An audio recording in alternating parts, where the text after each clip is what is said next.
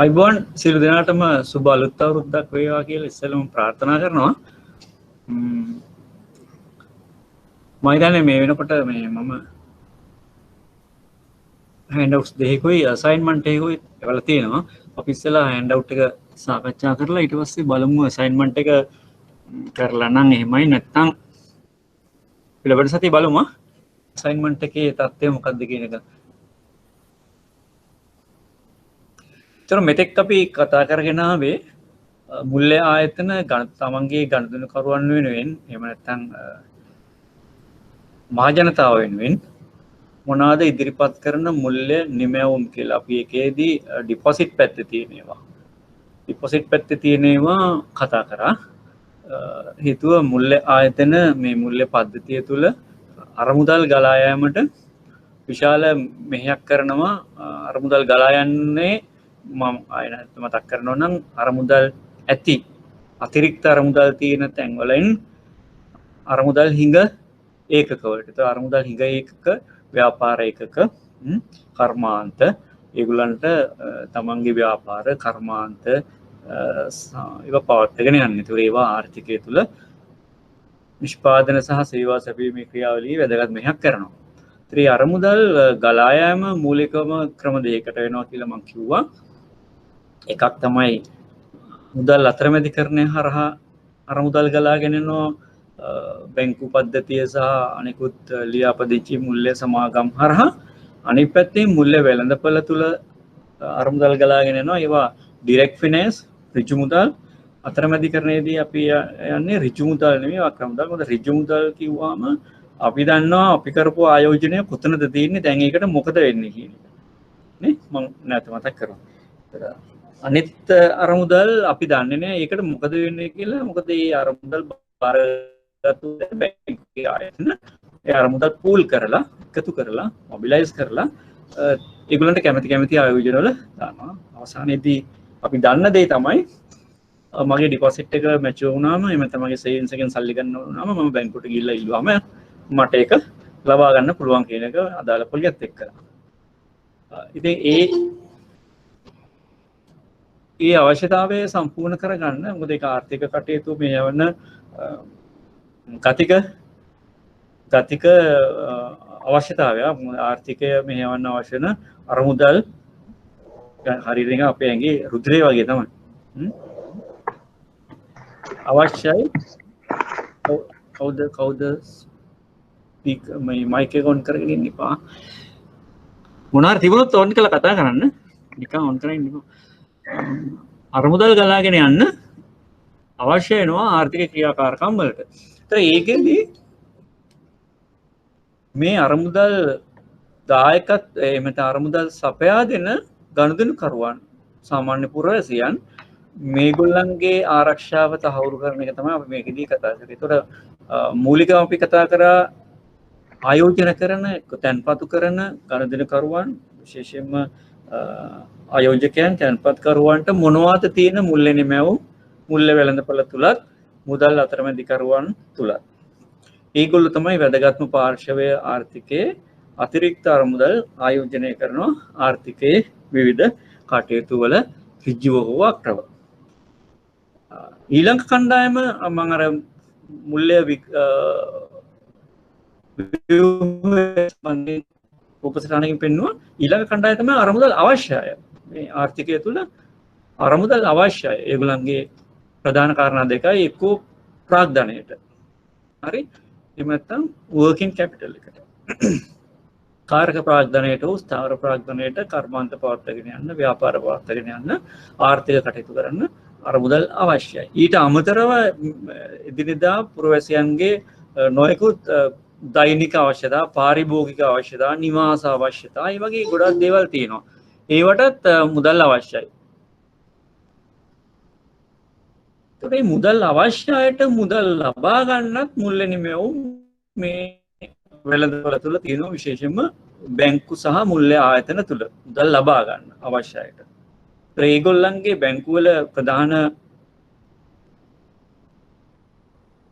තාම නෝට් එකට ආවේ නැහැ. නෝට් එකට තාම ආවේ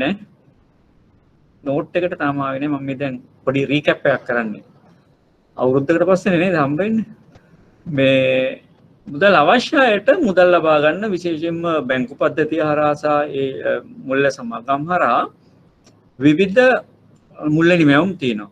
ඒත් අපි මේ පැත්තත් කතා කරන්න ඕන මුල්ල නිමැවුම් ගැන කතා කරද්දී ඒක තමයි අපි අද කතා කරන්නේ ණය නිමැවුම්. ඒතර මේවා ගොඩක් වෙලාවට මුල්ල වෙළඳපොළ තුල කියන ෂෙයා මාකට් එකේ එහෙම දකින්න තියෙන එකක් නෙමෙයි.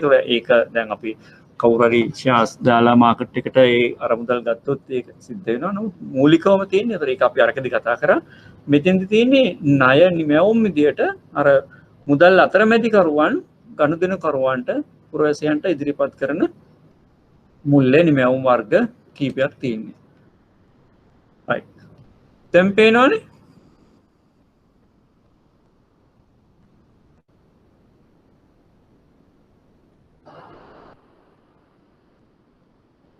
එනවද?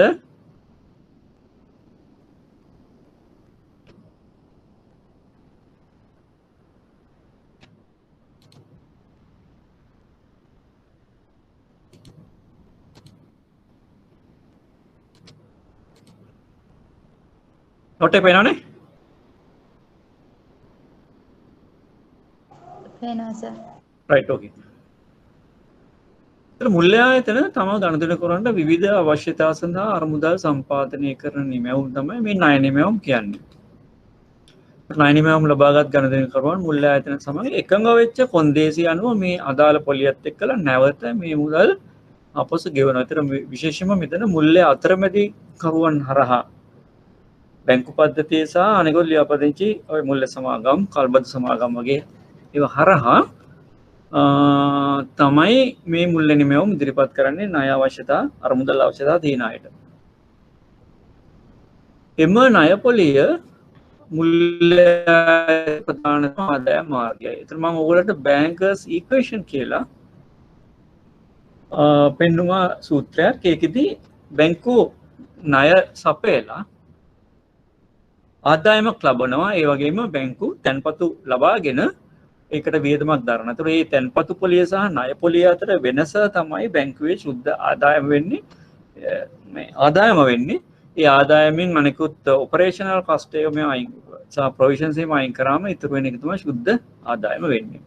ඒතර බැංකුව හැමතිස්සෙම උත්සාහ කරන්නේ මේ සුද්ධ ආදායම එහෙම නැත්නම් විශේෂයෙන්ම ණය පොලියත් තැන්පතු පොලියත් අතර වෙනස net interest margin එක.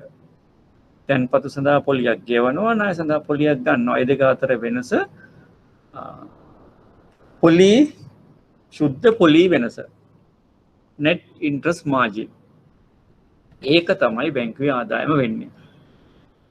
ඒකම දැන් මේ තැන්පතු කරුවන් තැන්පතු ලබා දෙන නිසා ඒවා ණය විදියට නැවත ලබා දෙනකොට ණය මුදල් ගෙව්වේ නැත්නම් එහෙම අර තැන්පතු කරුවෝ තමයි අමාරුයි වැටෙන්නේ නේ. මොකද මං පෙන්නවා බැලන්ස් ෂීට් එකක් සාමාන්‍ය ආයතනයකත් බැංකුවකත්. ඒ සාමාන්‍ය ආයතනයක බැලන්ස් ෂීට් එකේ වම් පැත්තේ වැඩියෙන්ම තියෙන්නේ අයිතිකරුගේ ප්‍රාග්ධනය. දකුණු පැත්තේ වත්කම් පැත්තේ වැඩියෙන්ම තියෙන්නේ ඉඩම් ගොඩනැගිලි යන්ත්‍ර සූත්‍රය වගේ දේවල්. බැංකුවක වම් පැත්තේ ලයබිලිටි පැත්තේ වැඩියෙන්ම තියෙන්නේ තැන්පත් කරුවන්ගේ තැන්පතු. දකුණු පැත්තේ වැඩියෙන්ම තියෙන්නේ තැන්පත් කරුවන් වෙත ලබා දුන්නු මහජනතාවට එහෙම නැත්නම් ගනුදෙනු කරුවන් වෙත ලබා දුන්නු ණය සහ අත්තිකාරම්. එතකොට තැන්පතු වලින් තමයි මේක ක්‍රියේට් කරන්නේ. ඒ නිසා ණය ගෙව්වේ නැත්නම් තැන්පතු කරු තමයි ඉස්සෙල්ලම අමාරු වෙටෙන්නේ. අපි නැවත කියන්නේ මේකෙදි කතා කරන්නේ අන්නේ තැන්පත් කරුගේ ආරක්ෂාව තමයි වැඩි වෙන්නේ. මේ ණය දෙන්න පුළුවන් සීමාව මුල්‍ය ආයතන වලට තමන්ගේ තැන්පතු වලින් ණය තැන්පතු අනුපාතය advance to deposit ratio advance බෙදීම deposit ඒක සාමාන්‍යයෙන් 80%ක් වගේ. එතකොට අපේ සම්මතය තමයි 20%ක් තියාගන්න ඕන ද්‍රවශීල වත්කම් වල. ද්‍රවශීල වත්කම් වල මොකද දැන් ණය කියන්නේ ද්‍රවශීල වත්කම නෙමෙයි. ණය ඒ එකඟ වෙච්ච කාලෙට වාරික විදියට ගෙවන්නේ. ඒක ද්‍රවශීලව අපිට කැමති වෙලාවක මේ ණය කියන එක අපිට මුදල් කරන්න බෑ. අපිට මුදල් කරන්න පුළුවන් වත්කම් පැත්තේ තියෙනවා මුදල් විදියට තියෙනවා මුදල්මයි. ඊළඟට ජංගම තැන්පතු ඩිමාන්ඩ් ඩිපොසිට්ස් වල තියෙනේම අනිත් පැත්තෙන් ආයෝජනය කරොත් එහෙම මේවයි මොනවාද ට්‍රෙෂරි බිල්ස් ට්‍රෙෂරි බොන්ඩ්ස් අවුරුද්දක් ඇතුළත කල්පිරන ඒවා අපිට ඉක්මනට අලෙවි කරගන්න පුළුවන් කොන ගන්න පුළුවන් මුදල් කරන්න පුළුවන්. ඒතර ඒව තමයි ද්‍රවශීල වත්කම් විදිහට තියෙන්නේ. ඒතර ඒවයි 120ක් විතර තියෙන්න ඕන.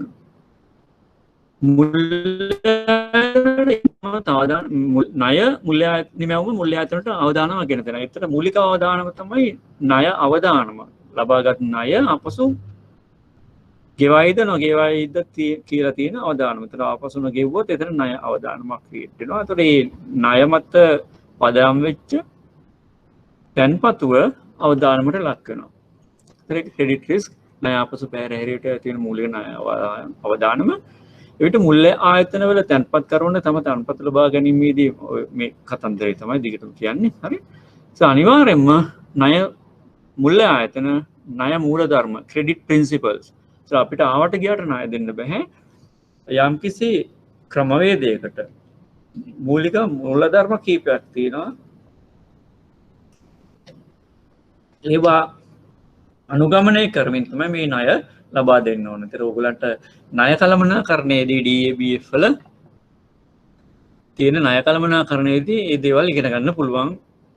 මෙතනදී අපි එක කතා කරන්නේ නැහැ. අපිට පුළුවන් ණය නිමැවුම් ගනුදෙනු කරවන්න වෙත දෙන ණය නිමැවුම් විවිධ ආකාරයට ඉදිරිපත් කරන්න පුළුවන්. විවිධ ආකාරයට වර්ග කරන්න පුළුවන්. ඒ ණයකරුවන්ගේ ස්වභාවය අනුව ණයකරුවන්ගේ ආදායම් මට්ටම අනුව ණයකරුවන් යුක්ත වෙලා ඉන්න ව්‍යාපාර අනුව ඒ වගේම ණයකරුවන්ගේ අවශ්‍යතාව අනුව ගොඩක් දේවල් අනුව අපි මේ ණය වර්ග කරනවා. දැන් අපි උදාහරණයක් විතර ගත්තොත් කර්මාන්ත ණය. හරි. ඒතර ඒකේ ටර්න්ಓවර් එක මත පදනම් වෙලා මහා පරිමාණ කර්මාන්ත සුළු හා මධ්‍ය පරිමාණ කර්මාන්ත ඊළඟට ශුද්‍ර ගෘහ කර්මාන්ත ඒ විදිහට වර්ග කරලා ඒ අනුව අපිට ණය සකස් කරන්න පුළුවන්. අනිත් පැත්තෙන් රටේ ආර්ථිකයේ ප්‍රමුඛත්වය දෙන කර්මාන්ත තියෙනවා. උදාහරණයක් විදිහට කෘෂි කර්මාන්තය, සත්ත්ව පාලනය. ඒතර අපි ඒක ඒ විදිහට ස්ට්‍රක්චර් කරනවා. ඒවයි අවදානම වැඩි ආන්තික ලාභයක් තියෙන්නේ. හරි. ලාභය ඉතාම අඩුයි. ඊට පස්සේ ස්වාභාවික හා පරිසර වෙනට ගොදුරු වෙන්න පුළුවන්. එවැනි දේවල් නිසා. ඒතර ඒ ණය වර්ග වෙනත් විදිහකට තමයි අපි ස්ට්‍රක්චර් කරන්නේ නැත්නම් සකස් කරන්නේ. ඊළඟට ව්‍යාපාර ආයතන වලට තමන්ගේ ප්‍රාග්ධනය කැපිටල් එක හදා ගන්නවා. ව්‍යාපාර විශාල කරන්න, ව්‍යාප්ත කරන්න, ඉඩම් ගොඩනැගිලි මිලදී ගන්න, යන්ත්‍ර සූත්‍ර මිලදී ගන්න, ඔය වගේ දේවල් වලට අවශ්‍ය නැතර ඒවා දිගු කාලීනයි. ඒතර ඒකට ලබා දෙන ණය එක විදිහක්.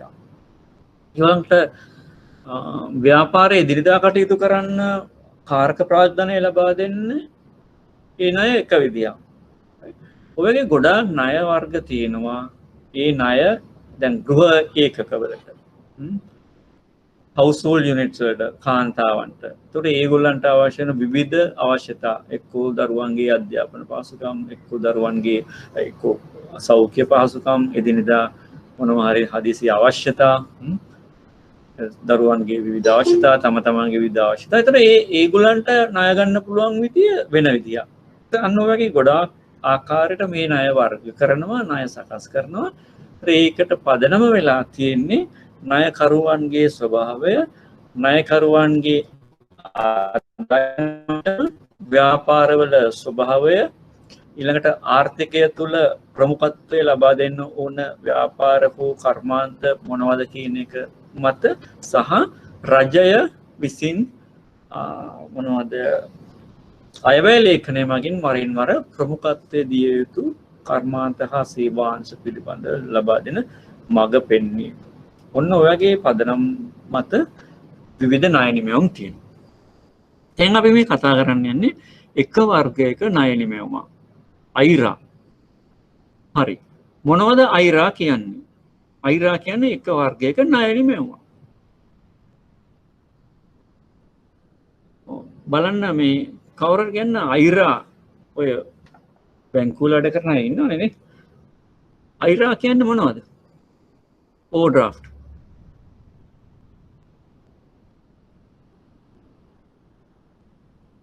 මේක එක ණය නෙමෙයි මම ගනුදෙනුකරුවන්ට ණය ලබා ගන්න කැමති අයට ණය ගන්න පුළුවන් එක විදියක්. ඒතර මේකේ මොනවද අවශ්‍ය වෙන සුදුසුකම්? මොනවද ගනුදෙනුකරු සම්පූර්ණ කරන්න ඕන දේවල් අයිරාවක් ලබා ගන්න? මොන වගේ ගනුදෙනුකරුවන්ටද අයිරා ලබා දෙන්නේ?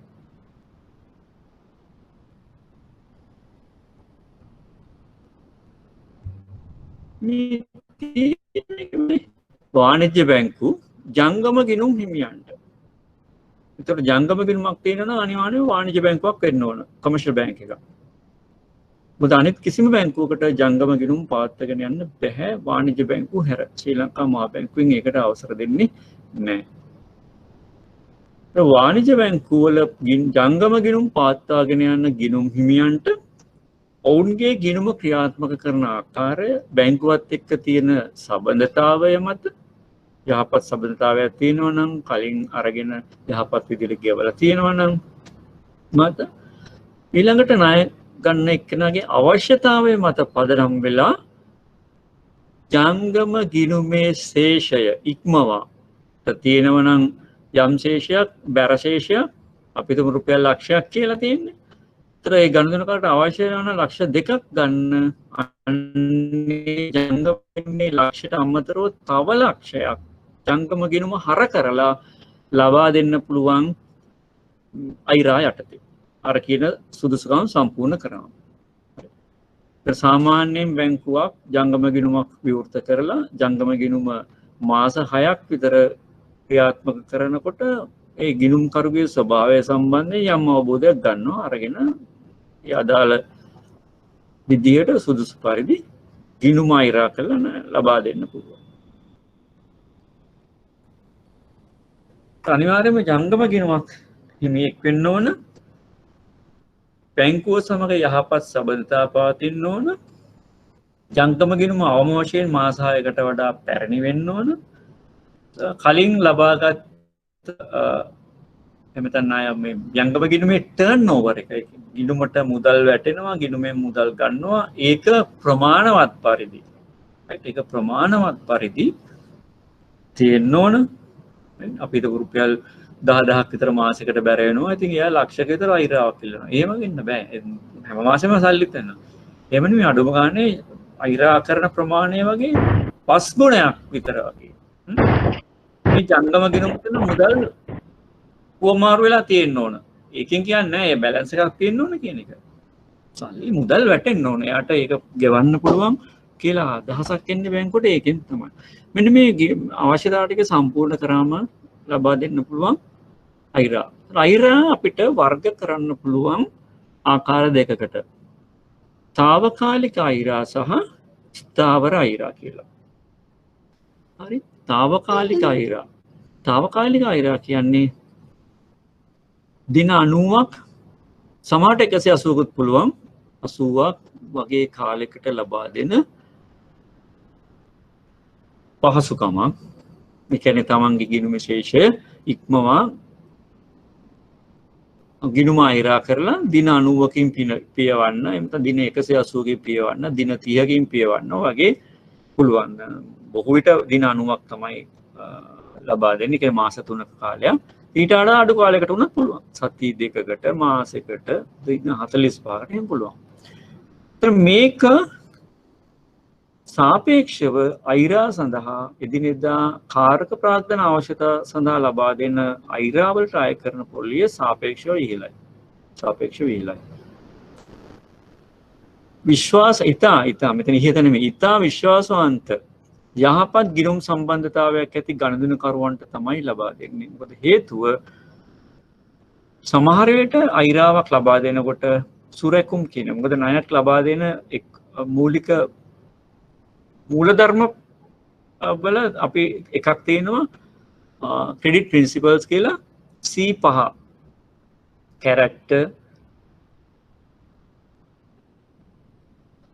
condition collateral right ක්‍රෙඩිට් ණය ප්‍රමාණය වගේ තියෙනවා විවිධ මූලධර්ම. ඉතින් එතනදී එකක් තමයි collateral එහෙම නැත්නම් සුරැකුම් මේ ලබා දෙන මේක ණය මුදලක් නෙමෙයි ලබා දෙන ණය මුදල වෙනුවෙන් ඇපයක් බැංකුව අපේක්ෂා කරනවා. ඒකට ගොඩක් වෙලාවට අයිරා කියන ඒවට తాවකාලික අයිරා වලට සමහර විට ඇප ගන්නේ නැහැ. සමහරට ගන්නවා.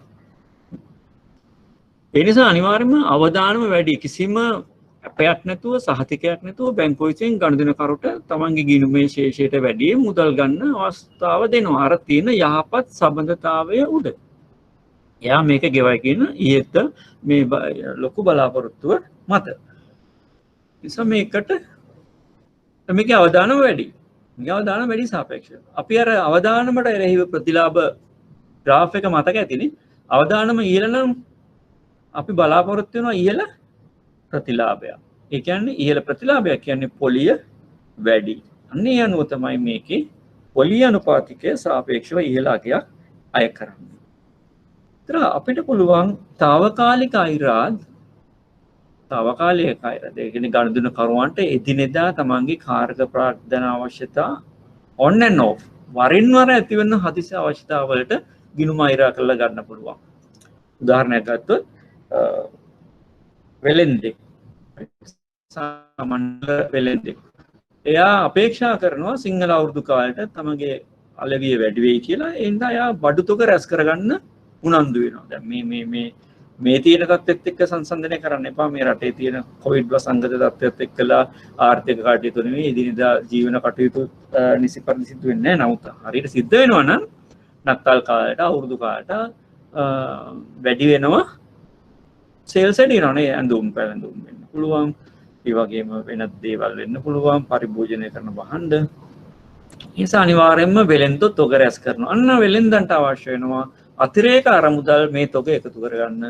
ඒතර ඒ මාස දෙකක වගේ කාලයක් පැනපු ගමන් ජනවාරි මාසයේ මැද වගේ වෙනකොට මේ ටික ඔක්කොම ඉවරයි. වෙලෙන්දට සල්ලි එනවා. යා අයිරාව පියවරනවා. ඒවා යම්කිසි නිශ්චිත කාලයකට නිශ්චිත තක්සේරුවක් මත ලබා දෙන්න පුළුවන්. ඒවා ඒ වගේ తాවකාලික අයිරා තියෙනවා. ඒකට අපි ඒවා කලින් අනුමත කරලා ගන්න පුළුවන් తాවකාලික අයිරාවක් නිශ්චිත කාලයක් තුල භාවිතා කළ හැකි පරිදි වේලාසරින් බැංකුව විසින් තමන්ගේ ඉහළ නිලධාරීන්ගෙන් අනුමත කරගෙන ගනුදෙනු කරුවෝ වෙනුවෙන් මේ පහසුකම සකස් කරලා තියාගන්නවා. ඒක ගොඩක් වෙලාවට මේ වගේ పూర్වයෙන් අනුමත කර වේලාසරින් අනුමත කරලා තියාගත්තු අයිරා පහසුකම් తాවකාලික අයිරා පහසුකම් සඳහා පුද්ගල ඇප කාවාරි ඇපේට ගන්නවත් වෙනත් ව්‍යාපාරිකයෙක් හෝ වෙනත් රාජ්‍ය සේවකයෙක් හෝ කවුරු හරි නිශ්චිත ආදායමක් තියෙන කෙනෙක් හෝ දෙන්නෙක් අපි ගන්නවා ඇපේට. ඒවට තියෙනවා සුරැකුමක් ඇප. ඒතර මේ කාලය ඉවර වුණාම දින 90කට දුන්නා නම් දින 90 කාලය ඉවරනකොට අයිරාව පියවන්න ඕන. ඒතර ඒකට අදාළ පොලිය අය වෙනවා. ඊළඟට තියෙනවා තව අනුමත නොකළ తాවකාලික අයිරා. ඒ කියන්නේ හදිසි తాවකාලික අයිරා. මේවා ගොඩක් වෙලාවට මේ ගිණුම් කරුවන්ට ලබා දෙනවා ජංගම ගිණුම් හිමියන්ට. අපි හිතමු දැන් උදේට ඩිස්කාෂන් චෙක් දැන් සාමාන්‍යයෙන් ජංගම ගිණුමේ ශේෂය ඉක්මවා. හරි?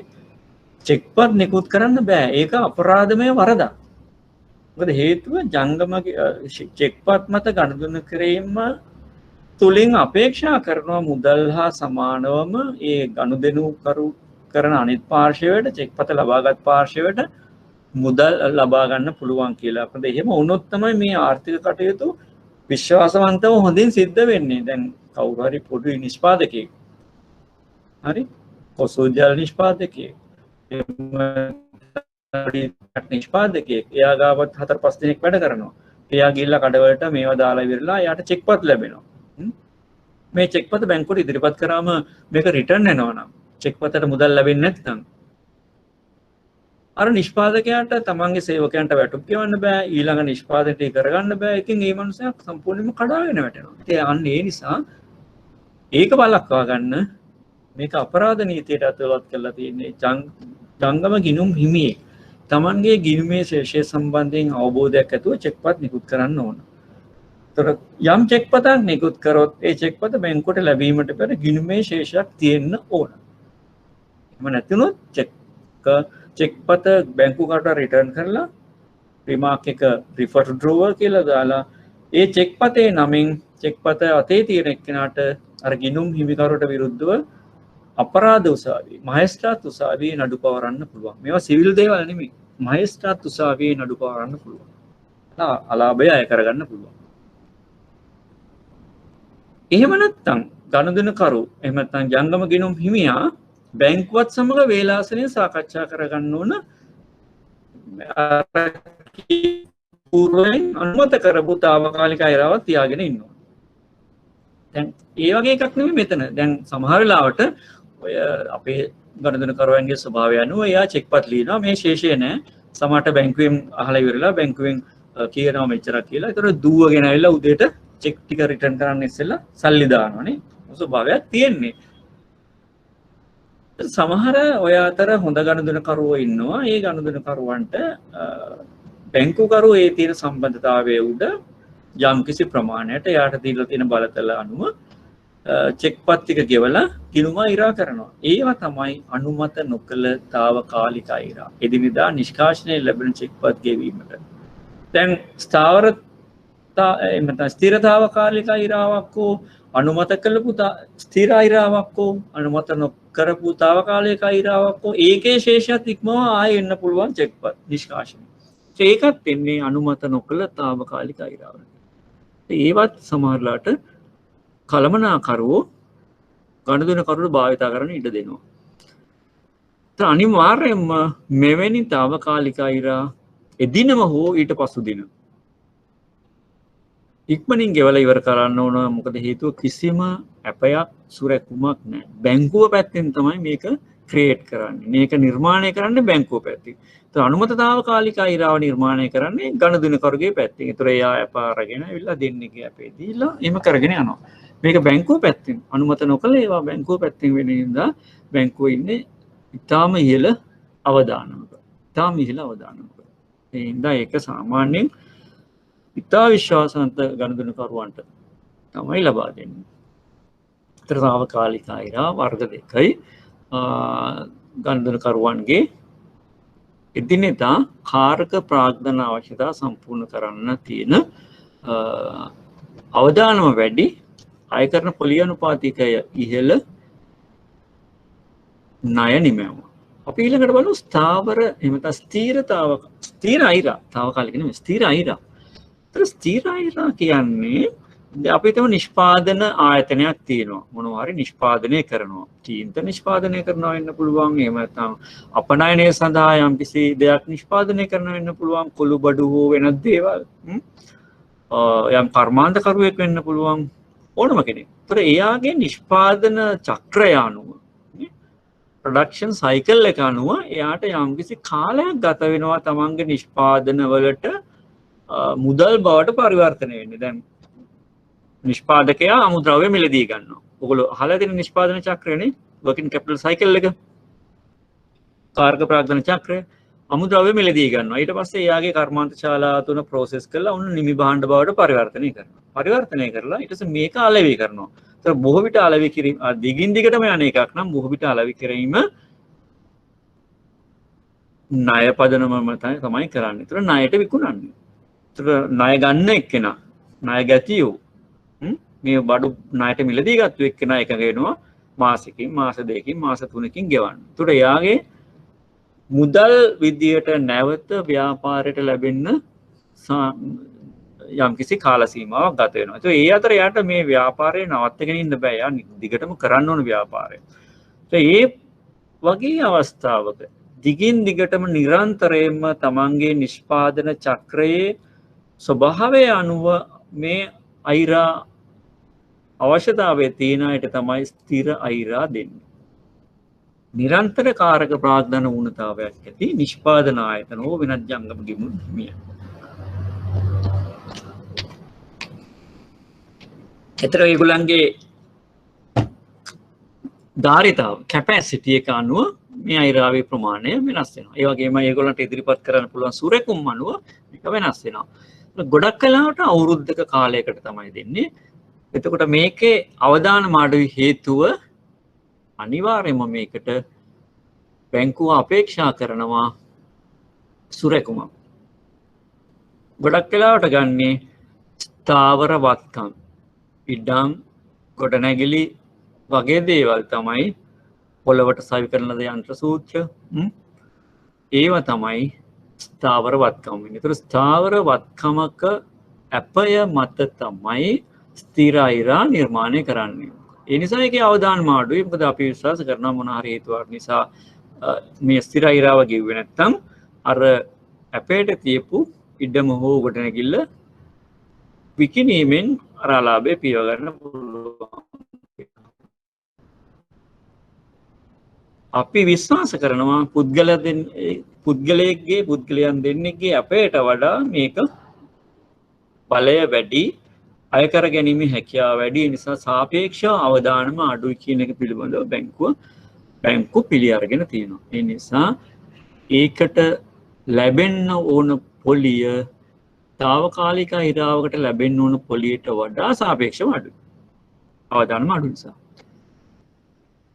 මේක අවුරුද්දක් අවසානයේදී අවුරුද්දකට අපි යම්කිසි සීමාවක් සමහරට ලක්ෂ 10ක් 15ක් 20ක් 25ක් ඒ ව්‍යාපාරයේ ස්වභාවය අනුව අනුමත කරලා තියෙනවා. ඒතට ඒ උපරිම මට්ටම වෙනකම් වරින් වර මේ ගිණුම අයිරා කර මුදල් ගන්න පුළුවන්. ඒතර ගනුදෙනුකරුගේ භාණ්ඩ විකුණනවාම මුදල් දාන. ඒතර අයිරා ශේෂය පල්ලෙහාට බයිනවා. එතන ආය නිෂ්පාදනය කරනකොට ගනුදෙනුකරු මුදල් ගන්නවා. ජංගම ගිණුම. ඒතර අයිරා ශේෂය ඉහළ යනවා. ඒතර උපරිම සීමාවක් තියෙනවා. ඒ සීමාව තුල ගිණුමේ ශේෂය විචලනය වෙනවා. හරි. ඒතර ඒ උපරිම සීමාව පැන්නම ඒක ස්ථිර අයිරාවක් නෙමෙයි తాවකාලික අයිරාවක් වෙනවා. ඒතර ඒකට අය කරන්නේ බැංකුව తాවකාලික අයිරාවට අය කරන පොලිය අනුපාතිකය. අවුරුද්දක කාලයකදී මේක පියවලා ඒතර එයාට අවශ්‍ය නම් නැවත අවුරුද්දක කාලයකට අයිරාව ලබා ගන්න පුළුවන්. අයිරාව ලබා ගන්න පුළුවන්. ඒතර මේක ස්ථාවර ස්ථීර අයිරාව නිෂ්පාදන ආයතනවලට නිරන්තරයෙන් කාර්ක ප්‍රාග්ධන අවශ්‍ය වන ව්‍යාපාරවලට බැංකු විසින් ලබා දෙන පහසුකමක්. ඒ ජංගම ගිණුම් හිමියන්ට. ඒතර ස්ථිර අයිරා හෝ తాවකාලික අයිරා දෙන්නේ කාර්ක ප්‍රාග්ධන අවශ්‍යතාවයටයි ජංගම ගිණුම් හරි. ඊළඟට අපි බලමු පුද්ගල ණය. දැන් මේ ණය අයිරා නෙමේ ණය. අයිරාවලත් ණයවලත් වෙනස කියන්නේ අයිරාවත් ඉල්ලූ විට බැංකුව ඉල්ලුවත් වහාම ගෙවන්න ඕන. හරි. ජංගම ගිණුමක මුදල් ඉල්ලූ විට ගනුදෙනුකරුට වහාම ගෙවන්න ඕන වගේ බැංකුව විසින් දෙන අයිරාවක් ඉල්ලූ විට වහාම ගෙවන්න ඕන. නමුත් ණයක් එහෙම නෙමෙයි. ණයක් කියන්නේ යම්කිසි නිශ්චිත කාල සීමාවක් පුරා එකඟ වෙච්ච වාරිකයක් අදාළ පොලියත් එක්කලා කොටස් වශයෙන් ගෙවන එක. දැන් අර ගනුදෙනුකරුට ඕන ස්ථිර අයිරාව එකවර පියවල මේ අයිරාව නැති කරගන්න පුළුවන්. අවුරුද්දකට දුන්නට මාසෙකින් පියවල ඉවර කරන්න පුළුවන්. ණයක එහෙම නෙමෙයි. ණයක් වේලාසන පියවන්න නම් ඒකට යම් මේ ගාස්තුවක් අය කරනවා නේ මුල්‍ය ආයතන. මොකද මුල්‍ය ආයතන ඒ කාල සීමාව පුරාවට තමයි තමන්ගේ මුල්‍ය සැලසුම් සකස් කරන්නේ මේ ණය මුදලේ අරමුදල් ඇතුළට ලැබෙන එක ණය ගෙවනකොට අරමුදල් ලැබෙනවා බැංකුවට. ඒකට අනුව තමයි හදන්නේ. ඒ නිසා ඒගොල්ලෝ ඒ වුණාට අතිරික්ත අරමුදල් වෙනවා මේ ණය වේලාසනින් ගෙවුවාම. ඒගොල්ලන්ට ඒක ආයෝජනය කරගන්න බැරි හින්දා ඒකේ opportunity loss එක ආවස්තික පිරිවැයක් ඇති වෙනවා. ඒ ආවස්තික පිරිවැයට තමයි අර එකවර ගෙවුවම ගාස්තු අය කරන්නේ. හරි. කොහොම වුණත් පුද්ගල ණය කියන්නේ ඕනෑම පුද්ගලයෙක්ගේ එහෙම නැත්නම් ගනුදෙනුකරුවෙක්ගේ ඕනෑම අවශ්‍යතාවයක් සඳහා ලබා දෙන කුඩා ණය. right? කුඩා ණය. මේවා ගෘහ ඒකකවල ඉන්න ගෘහණියන්ට ඒ වගේම කුඩා ව්‍යාපාර කරන ව්‍යාපාරිකයන්ට එහෙම නැත්නම් වෙනත් ස්ථාවර ආදායමක් තියෙන විවිධ රැකියා කරන අයට ඒ වගේම ස්ථීර වැටුපක් ලැබෙන පුද්ගලයන්ට එකී නොකී මේකී ඕනෑම කෙනෙක්ට ගන්න පුළුවන් අවුරුදු 18ට වැඩි කෙනෙක් අවුරුදු 18 කියන ගිවිසුම් ගත වෙන්න පුළුවන් පුද්ගලයෙක්ට. ඉතින් සාපේක්ෂව අපි අවුරුදු 3ක් 5ක් අතර වගේ තමයි මේ පුද්ගල ණය දෙන්නේ. 5කට වගේ යනවා ආදායම කියන එක ස්ථාවරව ලැබෙයි කියලා පුද්ගලයන් සඳහා විශේෂයෙන්ම ස්ථිර රැකියා කරන වැටුප් ලබන පුද්ගලයන් සඳහා අපිට එහෙම යන්න පුළුවන්. එහෙම නැතුව වෙනත් ඔය විවිධ ආදායම් ලබන ආදායම ඉක්මනට විචල්්‍ය වෙන පුද්ගලයන් සඳහා අපි දිගු කාලයකට යන්නේ නැහැ. මොකද අපිට බෑ ප්‍රෙඩික්ට් කරන්න එයාගේ ඉදිරි අවුරුදු වල ආදායම කොහොම වේද කියන එක. ඒකට අවදානම් පොඩි වැඩිකමක් තියෙනවා. එයාගේ අවදානම යම් කිසි ප්‍රමාණයකට අඩුයි. මොකද අපි දන්නවා අපි තුමු රජයේ රැකියාවක් කරනවා එහෙම නැත්නම් වෙනත් ආයතනයක රැකියාවක් කරනවා. එයාට අවුරුදු 55 වෙනකම් මේ රැකියාව තියෙනවා. වෙනත් විශේෂ දෙයක් සිද්ධ වුණේ නැත්නම් එයාට ඒ ආදායම ලැබෙන කියන එක අපිට ෂුවර් නේ. ඕනම අවශ්‍යතාවයකට ගන්න පුළුවන්. එතකොට මේ ගොඩක් වෙලාවට අපි ණය ලබා දෙන්නේ එවැනි ගණන්කරුවන්ට තව ඒ වගේම එහා සමාන දෙන්නෙක්ගේ ඇප මත. ඒවා රීටේල් ලෝන්ස් නැත්නම් පර්සනල් ලෝන්ස් පුද්ගල ණය. අවශ්‍යතාවය ඕන එකක් වෙන්න පුළුවන්. එතකොට ආයතනික ණය. දැන් මේ පුද්ගල වර්ගය අනුව මම හිතන්නේ අපි මේ ණය පුද්ගල වර්ගය අනුව ඊළඟට ආයතන. දැන් විශාල මහ පරිමාණ ආයතන තියෙනවා, සමාගම් තියෙනවා. මේවා ගොඩක් වෙලාවට සමාගම් පනත යටතේ ලියාපදිංචි වෙච්ච වෙනම නෛතික ඒකක. right? වෙනම නෛතික ඒකක. ඒගොල්ලන්ගේ නමින් සමාගමේ නමින් ගනුදෙනු කරන්න පුළුවන්, සමාගමේ නමින් නඩු පවරන්න පුළුවන්, මේ වගේ දේවල්. සමාගම් පනත යටතේ ලියාපදිංචි නෛතික ඒකක වෙච්ච විවිධ ආයතන වලට අපිට ලබා දෙන්න පුළුවන් ආයතනික ණය. ඒවා මහා පරිමාණයේ ගණනය කරනවා. ඒගොල්ලන්ගේ අවශ්‍යතාවය වෙනස්. අපි ඒගොල්ලන්ගේ පුද්ගලික අවශ්‍යතාවලට ණය දෙන්නේ නැහැ.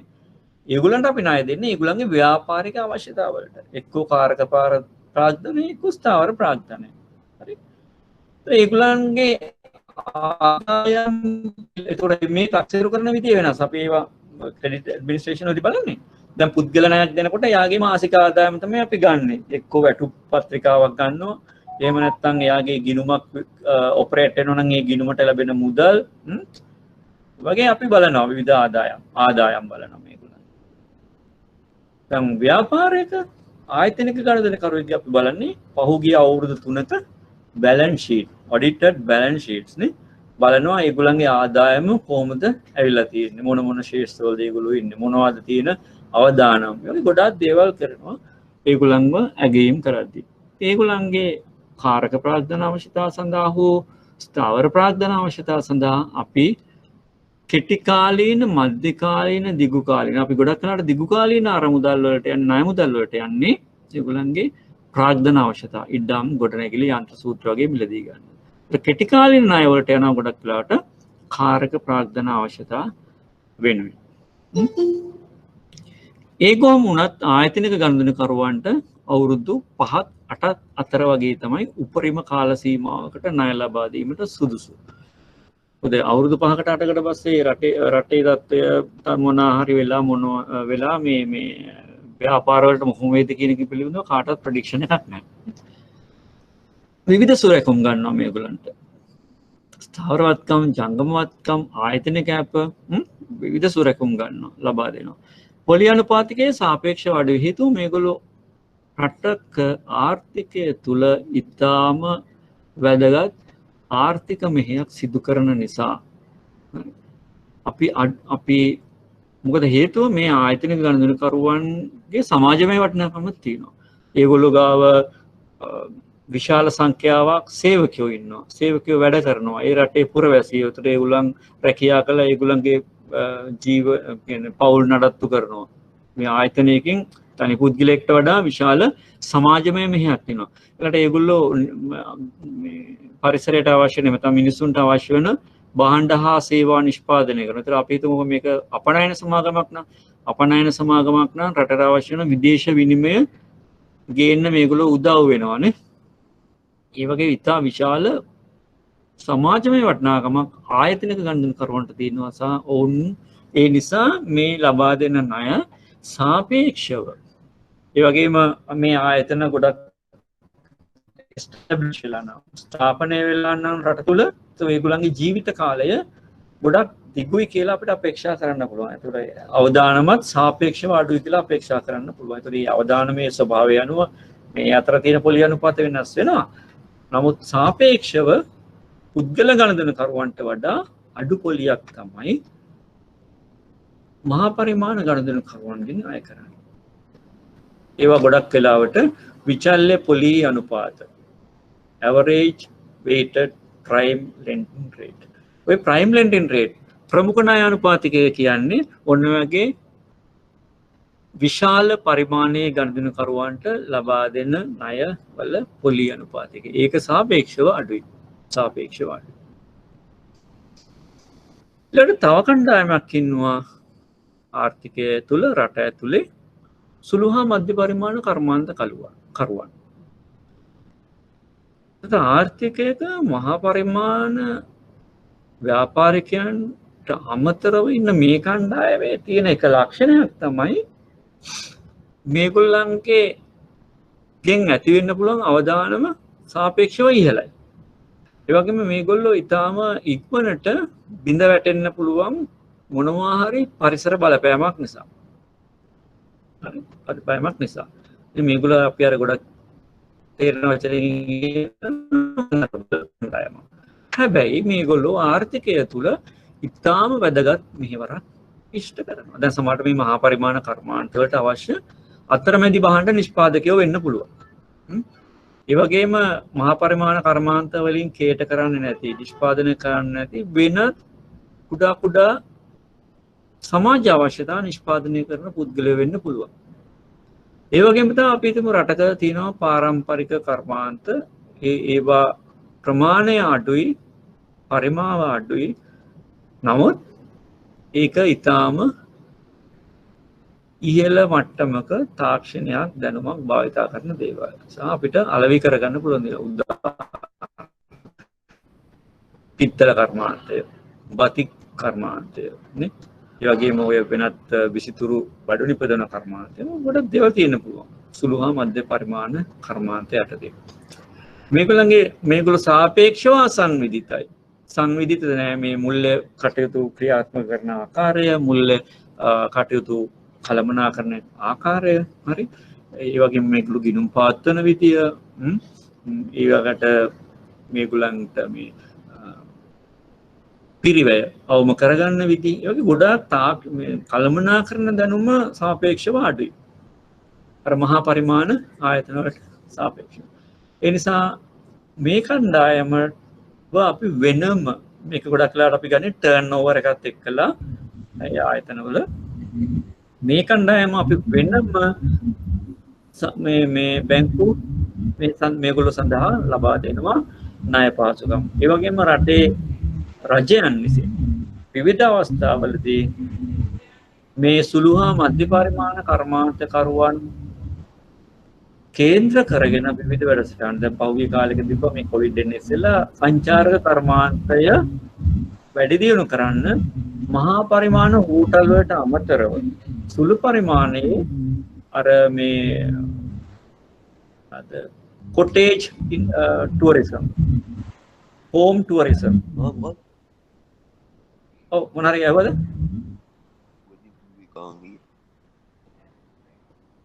මයික් ඕෆ් කරන්න මොනවත් අහන්න නැත්තම්. කවුරුහරි මයික් එකක් දාගෙන. හරි. ඒ වගේ මේ කුඩා සංචාරක කර්මාන්තයේ ඒකක දැන් ගෙවල් වලම සංචාරකයන් වෙනුවෙන් විශේෂ කාමරයක් දෙකක් තුනක් එහෙම සකස් කරලා එතකොට ඒවා කැමති අර සමහර සංචාරකයෝ ඉන්නවා ඒ රටේ සාමාන්‍ය මිනිස්සුත් එක්ක ජීවත් වෙලා ඒක අත්විඳලා යන්න කැමති. ඒ වගේ විවිධ ඔප්ෂන්ස් තියෙනවා. ඒ වගේ අයට ඒ වගේ අයව ප්‍රොමෝට් කරන්න. තව වෙනත් විවිධ දැන් අපි දේශීය කර්මාන්ත තියෙනවා මම අර ඉස්සෙල්ලා කිව්වා පිත්තල බාතික් ලාක්ෂා ඔය වගේ ගොඩක් දේවල් තියෙනවා ෆේස් මූණු ඒවා ප්‍රොමෝට් කරන්න මොකද ඒවා අපිට එක්කෝ සංචාරකයන්ට අලෙවි කරන්න පුළුවන් එහෙම නැත්නම් අපිට ඒවා අපනයනය කරන්න පුළුවන් හරි ඒ වගේ දේවල් තියෙනවා ඒ කට්ටියව සහනයක් පහසුවක් විදියට ගොඩක් වෙලාවට විවිධ ණය යෝජනා ක්‍රම ශ්‍රී ලංකා මහා බැංකුව හෝ වෙනත් විදේශ ණය යෝජනා ක්‍රම හරහා ලබා දෙන සහන මත පදනම් වෙච්ච ණය යෝජනා ක්‍රම බැංකුව වලින් ලබා දීලා තියෙනවා ලබා දෙනවා. ඒකට ඒවා විවිධ අනිත් එක මේ වගේ ගොඩක් වෙලාවට අපි බලන්නේ ඒ ප්‍රොජෙක්ට් එකේ ශක්තිතාවය පොලියත් සාපේක්ෂව අඩුයි ලිහිල් සුරැකුම් තියෙන්නේ මේකේ මම ප්‍රතිමූල්‍ය කියන්නේ ඒ ණයකරුට ලබා දීපු ණය මුදල ගෙව්වේ නැත්තම් යම් percentage එකක් දක්වා අදාළ බැංකුවට ඒ මුදල ප්‍රතිපූර්ණය කරනවා එක්ක ශ්‍රී ලංකා මහා බැංකුවෙන් එක්ක මහා භාණ්ඩාගාරයෙන් හරි අපි හිතමු ලක්ෂයක් ණය දෙන්න කියනවා මේ ලක්ෂයෙන් 125ක් නොගෙවූ ණයෙන් 125ක් ප්‍රතිමූල්‍ය විදිහට ලැබෙනවා කියලා. අපි දැන් ලක්ෂයක් ණය ගෙවුවා. තව 50000ක් ගෙවන්න තියෙනවා. ඒක ගෙවෙන්නේ නැහැ. ඒතර මේ 50000න් 125ක් කීයද 12500 ප්‍රතිමූල්‍ය විදිහට ලැබෙනවා. ඒ දිරි ගන්නවන්න මේ අංශයට ණය දෙන එක දිරි ගන්න. මොකද මේක සාපේක්ෂව මේ අවදානම වැඩි. අර මහා පරිමාණ ගණන් කරනට වඩා එතකොට අවදානම් වැඩි නම් බැංකුව අපේක්ෂා කරන පොලි අනුපාතිකය ඉහළ වෙන්න ඕනේ. ඉහළ වෙන්න ඕනේ. නමුත් එහෙම කරන්න බෑ මොකද මේගොල්ලොන්ට තියෙන ඊටාම සුළු ලාභාන්තිකයක් තියෙන්නේ. ආන්තික ලාභයක්. නිසා අපි මේගොල්ලන්ට දෙන්න ඕන අඩු පොලියට ලිහිල් පොද්දේසිය යටතේ ඒ නිසා තමයි මේවැනි ප්‍රතිමූල්‍ය පහසුකම් යෝජනා කරන්නේ. අනිත් එක්ක පොලි ප්‍රතිදාන. ඉන්ට්‍රස්ට් රිබේට්. ඒකෙදි කරන්නේ බැංකුවේ අරමුදලින් ණය දෙනවා හැබැයි අඩු පොලියකට 4% 5%. නමුත් බැංකුව ගනුදෙනුකරුගෙන් 4%ට 5%ට අය කරාට බැංකුවට ලැබෙනවා ඇවරේජ් මාකට් රේට් එකට අපි හිතමු 4%ට දෙනකොට මාකට් රේට් එක 8%යි කියලා. ඊටු 4% මුදල් අමාත්‍යාංශයෙන් පොලි ප්‍රතිදානයක් විදිහට ලැබෙනවා මේ අංශ දිරි ගන්නවා. ඒකට ගනුදෙනුකරුට ඉතාම පහසු පොලි අනුපාතිකයකට ණය ලැබෙනවා. ඒ නිසා යට තමන්ගේ කර්මාන්තය පවත්වාගෙන යන්න පුළුවන් පොලි අඩු නිසා යට මුල්‍ය වියදම අඩුයි. හැබැයි බැංකුවට පාඩුවක් නොවෙන්න බැංකුවට ඇවරේජ් මාකට් රේට් එකට ඉතුරු මුදල මහා භාණ්ඩාගාරයෙන් ප්‍රතිපූර්ණය කරනවා. සුළු හා මධ්‍ය පරිමාණ ණය නිමැවුම් අන්නේ විදිහට තමයි අපි සකස් කරන්නේ. ඊළඟට මයික්‍රෝ ණය. මයික්‍රෝ මේ කොටේජ් ඉන්ඩස්ට්‍රීස් කොටේජ් කියන්නේ හෝම් ඉන්ඩස්ට්‍රීස් ගෙවල් වල ගෘහ ඒකකවල තනිව කුඩාවට කරන කුඩා කර්මාන්ත ඔය මොනවා හරි පැකට් කරනවා වෙන්න පුළුවන් එක එකව තියෙනවා මල් වවනවා වෙන්න පුළුවන් රූපලාවන්‍ය වෙන්න පුළුවන් ඉතින් මේවායේ උපරිම ණය මුදල රුපියල් ලක්ෂ 5ක් 10ක් වගේ තමයි වෙන්නේ සාහිටත් අඩුයි සමහරට දැන් ඔයගොල්ලෝ අහලා තියෙන මයික්‍රෝ ක්‍රෙඩිට්. මේ මයික්‍රෝ ක්‍රෙඩිට් වල අවදානම ඉතාම ඉහළයි. මොකද මේවා මේ කණ්ඩායම සමාජයේ ඉතාම ආන්තික ලාභයක් ආදායමක් උපදවන කණ්ඩායමක්. මේගොල්ලන්ට ඉදිරිපත් කරන්න පුළුවන් සුරැකුමත් ඉතාම අඩුයි. දුර්වලයි ඉදිරිපත් කරලා. ඒගොල්ලන්ට දෙන්න බෑ. රජයේ සේවකයන්ගේ අප දෙන්න බෑ. ඒගොල්ලෝ අතර ඉන්නේ ඒ හා සමානම සමාජිකයන්. ඒතර අපි ගොඩක් වෙලාවට මේ ඉස්සර බැංකු දැන් ඔය සමෘද්ධි ණය ජනසවිය ණය කියලා දුන්නේ මෙන්න මේ වගේ ඉතාම පල්ලෙහා මට්ටමේ ගොඩක් වෙලාට පොඩි යන්ත්‍ර සූත්‍ර ගන්න දැන් කුඩා ඇඟලුම් නිෂ්පාදනය කරන එක්කෙනෙක් නම් යන්ත්‍ර මහන මැෂිමක් දෙකක් ගන්න මයික්‍රෝ ණයක් දෙනවා. ඒ වගේම සමහරලාට කුඩා ප්‍රමාණයේ කුඹුරක් ඉඩමක් තියෙන කෙනෙක්ට වගාව සඳහා වතුර මෝටරයක් ගන්න ඕන නම් අන්න ඒ වතුර මෝටරේ මුදල ලබා දෙනවා. ඒක මට මතකයි අපි එකපාරක් ඔය ඒ වගේ ප්‍රොජෙක්ට්ස් වලට ගියා ජනසවිය යටතේ රාජපුර පැත්තේ වගා ලිඳක් කපා ගන්න. එළු 4-5 දිනක් ගන්න. හරකෙක් දෙන්නෙක් ගන්න. ඔය එක පුංචි දැන් වින් කලයක් පටන් ගන්න. ඔය ගොඩක් දේවල් තියෙනවා මේ මයික්‍රෝ ණය යටතේ. ඒතර ඒවා අවදානම් ඉතාම ඉහළයි. ඒතර මේගොල්ලන්ගේ ගෙවීමේ ප්‍රතිශතය ඉතාම අඩුයි. ඒතර ඒ වගේ වෙලාවට ගොඩක් වෙලාවට මේගොල්ලන්ට ණය දෙන්නේ සාමූහික ණය විදියට, කණ්ඩායම් ණය විදියට. ඒතර 3 දෙනෙක් අනිත් 3 දෙනාට අප වෙනවා. ඊට වඩා දෙයක් ඒගොල්ලන්ට ඉදිරිපත් කරන්න බෑ. ඒ නිසා මේ අවදානමට සාපේක්ෂව ඉහළ පොලියක් අය කරනවා. ඉතින් ගොඩක් වෙලාවට බැංකු මේ පැත්ත දිරිමත් කරන්නේ නැහැ. ඒ නිසා ශුද්‍ර මුල්‍ය සමාගම් මේ පැතිවලට ගිහිල්ලා අද රටේ එහෙම ගැටලුවක් තියෙනවානේ. තේරුම් ගන්න ඕන දේ තමයි ශුද්‍ර ණය කියන්නේ ඊටාම අඩු ආදායම් මට්ටමක් තියෙන, ඒ නිසාම ඔවුන්ගේ ඉහළ අවදානමක් තියෙන සහ අවිධිමත් කුඩා ගෘහ ඒකකවලට ලබා දෙන ණය. මේගොල්ලන්ගේ තියෙන අවදානම නිසාම ඉහළ පොලියක් අය කරනවා. මයික්‍රෝ ක්‍රෙඩිට් ශුද්‍ර ණය පනතක් ගෙනල්ලා උපරිම පොලිය මුදල 40%කට සීමා කරා. එහෙම නැත්නම් 125 150ත් අය කරලා තිබුණා.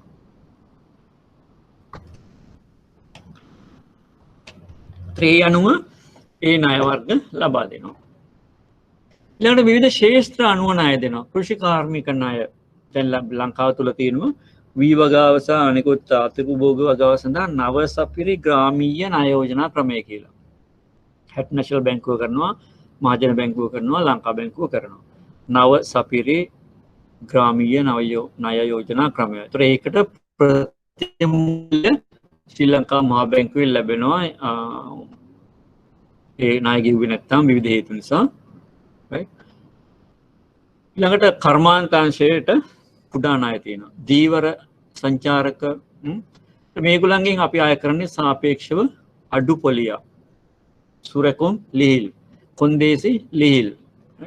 ඒ වගේම ක්‍රෙඩිට් ලයින්ස් මම අර ඉස්සෙල්ලා කිව්වා වගේ ආසියානු සංවර්ධන බැංකුව වෙනත්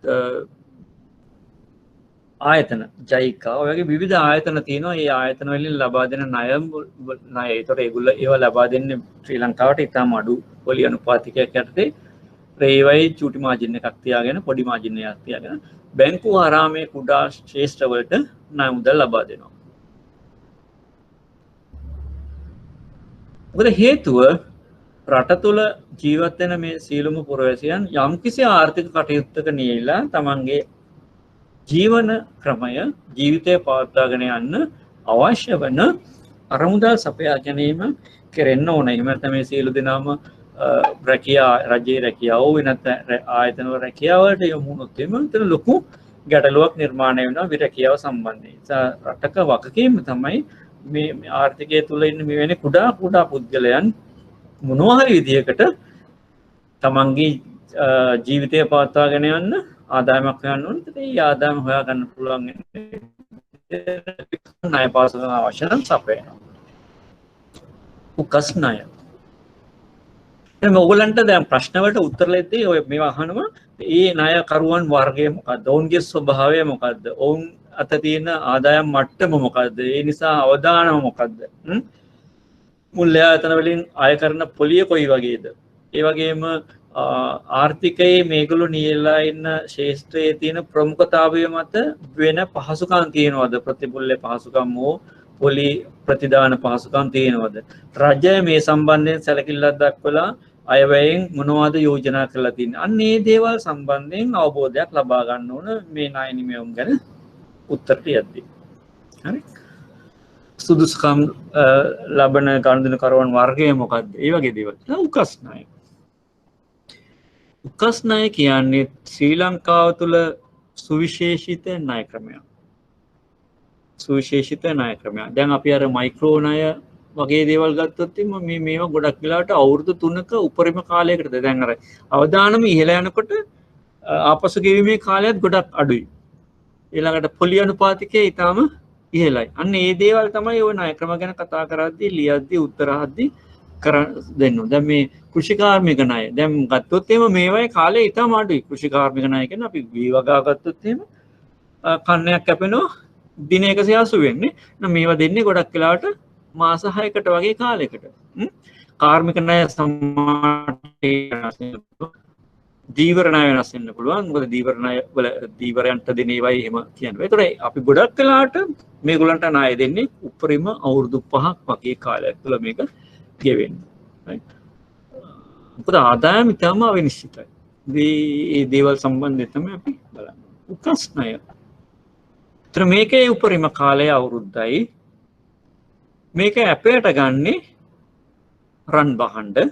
රන් බහඬ වල ඇපය ගන්නේ උකසක් විදියට. උකස් පනත යටතේ උකසක් විදියට ගන්නේ කොටස් වශයෙන් ගෙවන්න පුළුවන්. ඕනෑම අවශ්‍යතාවයකට ගන්න පුළුවන්. ලබා දෙන්න ඕන ලියකියවිලි ඉතාම අඩුයි. නේ? ඒ වගේම ඉතාම ඉක්මනින් විනාඩි 5ක් 10ක් ඇතුළත ඉතාම ඉක්මනින් ගන්න පුළුවන් ණය වර්ගයක්. ඒ නිසා ලංකාවේ ගෘහණියන් ඔය කුඩා ව්‍යාපාරිකයන් දීවරයන් ගොවියන් සිල්ලර වෙලෙන්දන් ඔය වගේ කණ්ඩායම් වෙනත් විශේෂ අප ඉදිරිපත් කරන්න බැරි. ඒ වගේම වෙනත් ආදායම් මාර්ග තහවුරු කරන්න බැරි අය කුඩා ණය ලබා ගන්න භාවිතා කරන ණය ක්‍රමයක් තමයි උකස් ණය. මේකෙදී රන් භාණ්ඩ වල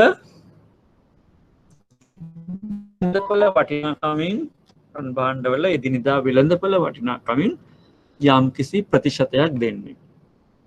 ඒක මේ භාණ්ඩයේ ගුණාත්මක භාවය මේක භාණ්ඩයේ තියෙන රන් ප්‍රමාණය මත අගය වෙනස් වෙනවා. ඉස්සර නම් බැංකු 80% 90 දැන් නම් ආයම මේ මට්ටමට ඇවිල්ලා තියෙනවා. හේතුව රන් මිල ඉහළයි නිසා. එක වතාවක් රන් මිල පහළ ගිහිල්ලා බැංකු ඉතා විශාල අමාරුවකට වැටිච්ච නිසා ක්‍රෙඩිට් ගාරන්ටි ස්කීම් එකක් කියලා ශ්‍රී ලංකා මහා බැංකුව යෝජනා කරපු ස්කීම් එකක් ආවා. අපි ඒක කතා කරනවා. බැංකු රන්වල මේ රන් භාණ්ඩවල වෙළඳපොළ වටිනාකමින් ඉතාම අඩු ප්‍රමාණයක් 50% අඩු ප්‍රමාණයක් තමයි ණය දුන්නේ. මේක රට තුළ එස්ටැබ්ලිෂ් වෙච්ච හොඳටම ස්ථාපනය වෙච්ච ණය ක්‍රමයක් නිසා මිනිස්සු අපේක්ෂා කරනවා කලින් මට්ටමට ලැබෙයි කියලා. ඒකට කලින් මට්ටමට 100ට රුපියල් කියන්නේ හිතමු ලක්ෂයක් ගන්න පුළුවන් වෙච්ච මිනිහට ඊළඟ වතාව වෙනකොට ගන්න පුළුවන් වෙන්නේ 50000. ඒතකොට එයාගේ වැඩ කටයුතු කරන්න බෑ. ඒක ලොකු ගැටලුවක් නිර්මාණය වුණා 2011 12 වගේ වර්ෂවල ආපු රන් මිල පහළට වැටලා වෙච්ච අර්බුදය නිසා. දැන් නම් නැවත රන් මිල ඉහළ නිසා ඒක ලොකු ගැටලුවක් නෑ. නමුත් ක්‍රෙඩිට් ගාරන්ටි ස්කීම් එක තාම ක්‍රියාත්මක වෙනවා. ඒ කොහොම වුණත් මේ භාණ්ඩ වෙන්දේසි කරලා ප්‍රසිද්ධ වෙන්දේසියේ වෙන්දේසි කරලා මේවා බේරගත්තේ නැත්නම් අදාළ මුදලත් පොලියත් බැංකු අය කරගන්න. ඒතර බැංකු ඊටාම කැමැති උකස් ණය වලට හේතුව රන් භාණ්ඩ ඉක්මනට අලෙවි කරගන්න පුළුවන් අයිතමයක්. රන් භාණ්ඩ කියන්නේ ඉක්මනට ඉක්මනට අවල මිනිසුන්ගේ තියෙන මේකට තියෙන ඉල්ලුම නිසා. ඒ වගේම මේ උකස් ණයක් නෙමෙයි භාණ්ඩ අපේට තියාගෙන ඔඩ පණයක් විදිහට. ඇත්තට මේ යටින් තියෙන එකම තමයි අපේට තියාගෙන සමහර අයට ලබා දෙනවා. එතකොට ඒක ණයක්. උකස් ණයක් කියන්නේ උකස් පනත යටතේ උකස් කර ගැනීමක් කරන්නේ. මොකද උකස් පනත යටතේ උකසක් ගත්තාම අයිතිය බැංකුවට පැවරෙනවා. අර ණයේදී එහෙම වෙන්නේ නැහැ. ණයේදී උකස් පනත යටතේ නෙමෙයි ඒක ගන්න. හරි? භාණ්ඩ තොග අපේට තියාගෙන කෙටි කාලින ණයත් ලබා දෙන්න පුළුවන් ණය වර්ග. කෘෂි කාර්මික වඩපණ ණය ප්ලෙජ් ලෝන්ස් කියලා වර්ගයක් තියෙනවා.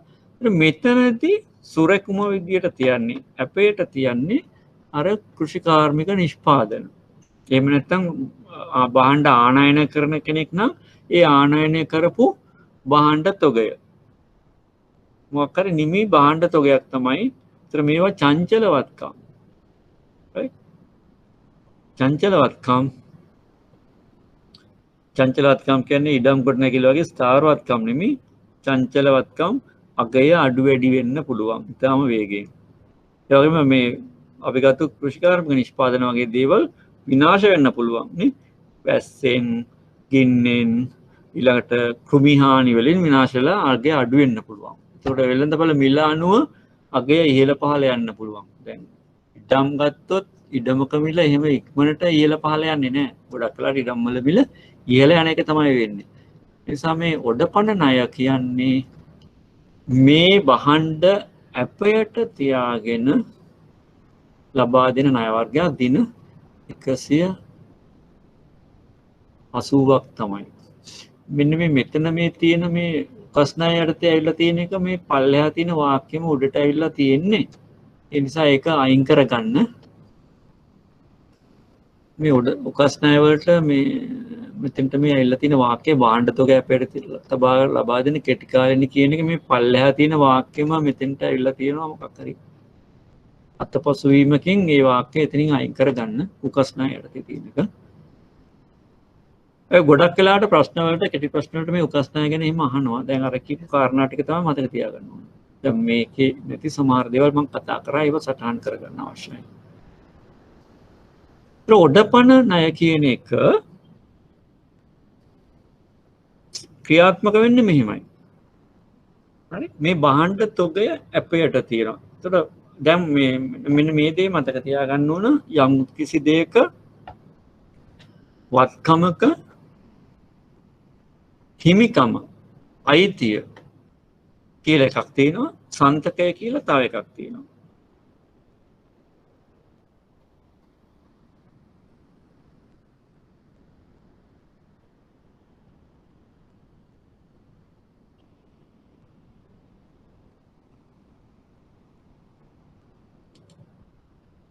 දකින්නට බෝඩ් එකට යන්න ඕනේ.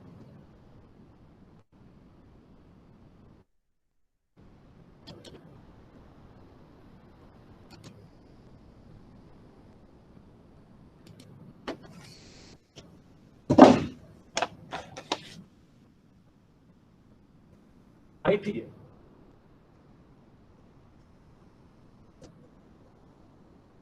සන්තකය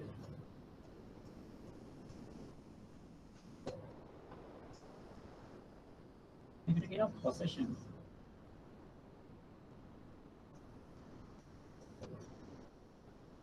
යමක් මේ සන්තකේ තියාගෙන ඉන්නවා. මේක කියනවා right. අයිතිය නැත්නම් මේක හිමිකම.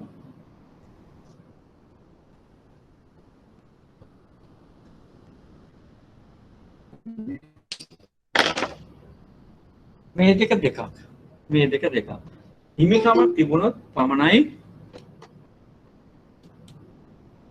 යම් භාණ්ඩයක එහෙම යම් ඇසට් එක වස්තුවක අයිතිය තියෙන්නේ. තමන්ට කැමති දෙයක් කරන්න පුළුවන්. සන්තකය කියන එක එහෙම නෙමෙයි. සන්තකය කියන්නේ ළඟ තබා ගැනීම මගින් යම්කිසි අයිතියක් නිර්මාණය වෙනවා. ළඟ තබා ගැනීම මගින් අයිතියක් නිර්මාණය. උදාහරණයක් විදිහට මුදල්. හරි මුදල් වලට තියෙන්නේ සන්තකයක් විතරයි. දැන් මගේ අතේ තියෙන මුදල් අදිසියේ පාරේ වැටිලා වෙන කවුරු හරි අහුල ගන්නවා. අහුල ගත්තයින් පස්සේ ඒක මගේ මුදල් නෙමෙයි එයාගේ මුදල්. මට ඒක හිමිකමක් ඔප්පු කරන්න බෑ.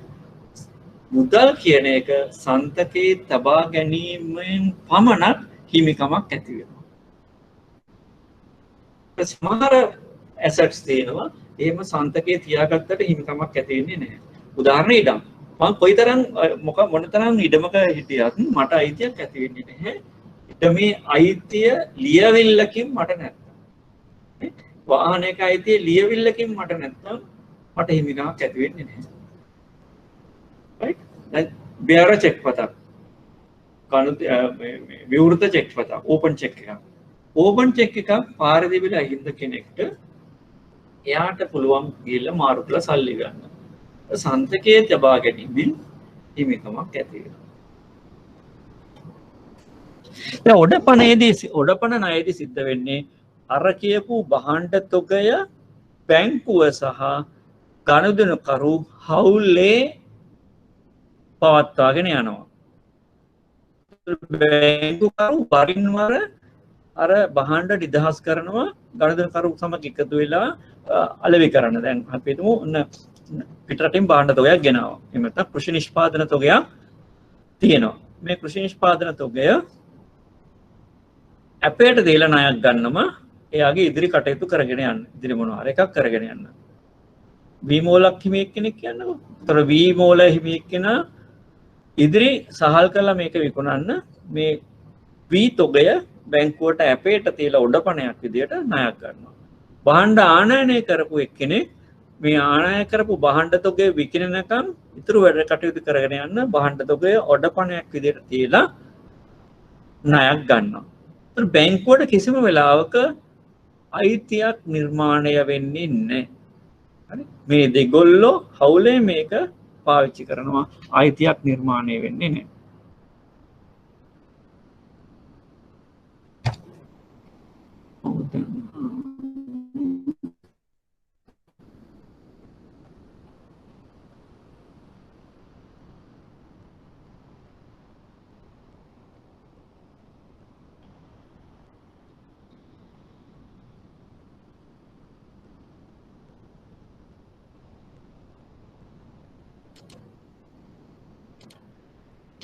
नोट එක පේන්නේ නැහනේ.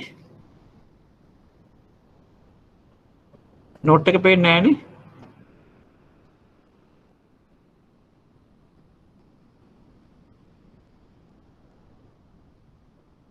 ඔයාලට නෝට් එක දැන් පේන්නේ නැහැ නේද?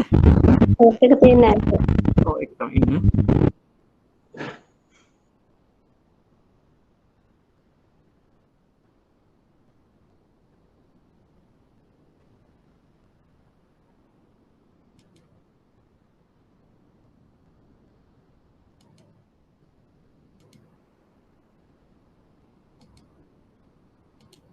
දැන් හරිනේ. දැන් හරිනේ. රයිට්. එතකොට ඔඩපණ ණයකදී භාණ්ඩ තොගයක් මේ විදියට ගබඩාවක තැන්පත් කරනවා. ගබඩාව පාලනය කරන්නේ බැංකුවයි ගණන්කරු දෙන්නම. බැංකුව වරින් වර මේ ගබඩාවෙන් මේ බඩු නිදහස් කරලා ඒ නිදහස් කරපු බඩු අලෙවි කරලා ණය මුදල අය කරගෙන යනවා. හරි. ඒක කෙටි කාලීනයි. දැන් භාණ්ඩ ආනයනය කරොත් දින 180 රැස් කරොත් දින 180කින් මේක පියවෙන්න ඕන. ගණන්කරු සහ බැංකුකරු අතර තියෙන කිවිසුම මත ණය මුදල ක්‍රියාත්මක වෙනවා. එක පාර්ශවයකට තනියම මේ තොගය නිදහස් කරන්න බෑ. ගොඩක් වෙලාට වෙලා තියෙන ප්‍රශ්න වෙලා තියෙන්නේ එක්කෝ මේ බඩු තොගය විනාශ වීම, එහෙම නැත්නම් එක් පාර්ශවයක් විසින් විතරක් බඩු තොගය නිදහස් කර ගැනීම නිසා ගැටලු ඇතිලා තියෙනවා. ඒක ඔඩපණ. ඊළඟට තව මේ එක්කම තියෙන එකක් තමයි බහාර කුවිතාංශී ණය. මේක නෑ ලියා ගන්න. බහාර කුවිතාංශී ණය.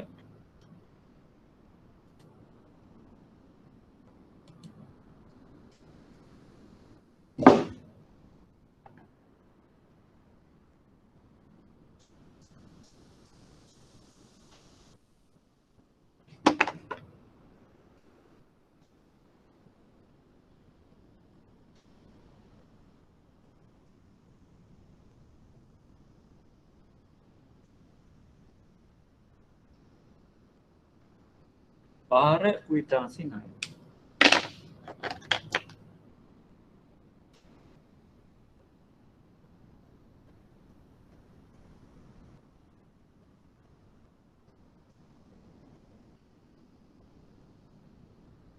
Trust receipts loans.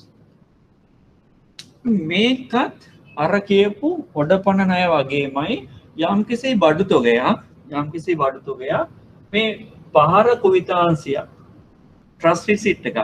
මේක නිර්මාණය වෙන්නේ බහාර ආඥා පනත කියලා ලංකාවේ නීතියක් තියෙනවා.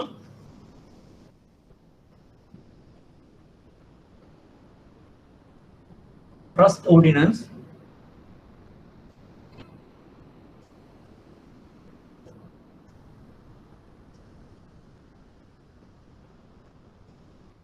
බාහිර ආඥා පනත කියලා ලංකාවේ නීතියක් තියෙනවා. යම් කිසි වස්තුවක නැත්නම් ඇසට් එකක බාහිරයක් යම් පුද්ගලයෙක්ට පවරන්න පුළුවන් නීතියක්. හරි. යම් කෙනෙක් වෙනුවෙන් දැන් උදාහරණයක් විදිහට අපි හිතමු දෙමව්පියෝ නැති කුඩා දරුවෙක් ඉන්නවා. ඒතකොට මේ දෙමව්පියන්ගේ වස්තුවක් තියෙනවා. ඒ වස්තුවේ භාරය භාරකරුවෙක් විදිහට මේ පනත යටතේ පාරනවා. මේක දරන එක්කෙනාට පුළුවන් වෙන්නේ අර දරුවාගේ යහපත වෙනුවෙන් මේක පාවිච්චි කරන්න. ඒ වෙන දේවල් වලට පාවිච්චි කරන්න බෑ. ඒක බාහිර ආඥා පනත ප්‍රබල පනත. ඒ යටතේ නිර්මාණය වෙච්ච එකක් තමයි බාහිර කුවිතාංශය. ඒතර බඩු තොගය සම්බන්ධයෙන් රිසිට් පතක් ඉදිරිපත් කරනවා. right? රිසිට් පතක් ඉදිරිපත් කරනවා ණය ලබා ගන්න පුද්ගලයා. ඒ රිසිට් පත මත බැංකුවට අයිතියක් නිර්මාණය වෙනවා. අන්න බැංකුවට අයිතියක් මේ බඩු තොග බැංකුව කිසිම වෙලාවක මේ පරිහරණය මේ කළමනාකරණය කරන්නේ අර ඔඩපණේ වගේ. ඔඩපණ ණයේදී බැංකුවත් ගනුදෙනුකරුත් එකතු වෙලා තමයි බඩු තොග නිදහස් කරන්නේ. බාහිර කුවිතාංශයේදී අර දීපු ලියවිල්ල මත පමණක් බැංකුවට අයිතියක් නිර්මාණය වෙනවා. මේ කියන කෙටි කාලයක් තුල අර බඩු විකුණලා ගනුදෙනුකරු ණය මුදල ගෙවනවා. මේක කැඩුවොත් මේක උල්ලංඝනය කරොත් මේ මත ලබාගත්තු ණය මුදල ගෙව්වේ නැත්නම් ඒක අපරාධ පනතක් විදියට එමෙත අපරාධයක් විදියට මහේස්ත්‍රාත් අධිකරණයක මේකට ගිහිල්ලා බැංකුවට අදාළ අලාභය අය කරගන්න පුළුවන්. මේ බාහිර කුවිතාංශය යටතේ මහේස්ත්‍රාත් අධිකරණයකට ගිහිල්ලා අදාළ අලාභය අය කරගන්න පුළුවන්. ඔඩපණේ එහෙම බෑ. හරි? ඔඩපණේදී එහෙම බෑ. මේක බලවත් හේතුව මේක කඩ කරන එක අපරාධයක්. නිසා මේක ඔඩපණ ණය මුදලට වඩා ශක්තිමත් ණය මුදලක් වෙනවා බැංකු කරුට. එකම ක්‍රමය එකයි බඩු තොගයක අපය මත මෙයා බාහිර කුවිතාංශයක් විදිහට මේකෙදි ගන්නේ ටර්ම්ස් එකම ඔක්කොම එකයි. එකම දේ මේක වඩා ශක්තිමත් බැංකුවට ඔඩපණ ණයට වඩා ඉතා පහසුවෙන් ණය කරගන්න පුළුවන් මේ යටතේ දෙන ණය. කෙටි කාලීනයි අර වගේ කාරක ප්‍රාග්ධන අවශ්‍යතාවලට තමයි බාහිර කුවිතාංශි ණයත් ලබා දෙන්නේ.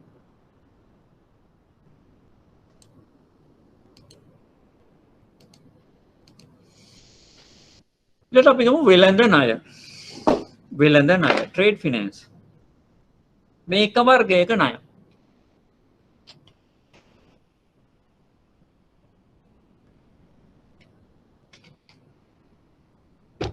වෙළඳ ණය ලබා දෙන්නේ ආනයන අපනයන වෙළඳාමේ නියුතු වෙලා ඉන්න ව්‍යාපාරිකයන්ට. ඒකට ඒක කෙටි කාලීනයි බොහෝ විට. හරි. ආයතනවල වෙළඳ චක්‍රය ට්‍රේඩ් සයිකල් භාණ්ඩ ආනයනය කරනවා. ඒවා විකුණනවා මුදල් බවට පත් කරනවා. නැවත භාණ්ඩ නිෂ්පාදනය කරනවා. නැවත අමුද්‍රව්‍ය මිලදී ගන්න. ඕක තමයි ට්‍රේඩ් සයිකල් එක. සෝරි අමුද්‍රව්‍ය මිලදී ගන්න නැවත භාණ්ඩ ආනයනය කරනවා. අපනයනකරුවෙක් ගත්තොත් භාණ්ඩ අපනයනය කරනවා. ඒවා වෙනත් රටකදී විකුණලා යම්කිසි කාලයකදී මුදල් ලැබෙනවා. ඒ මුදල් මත නැවත අමුද්‍රව්‍ය මිලදීගෙන භාණ්ඩ නිෂ්පාදනය කරනවා.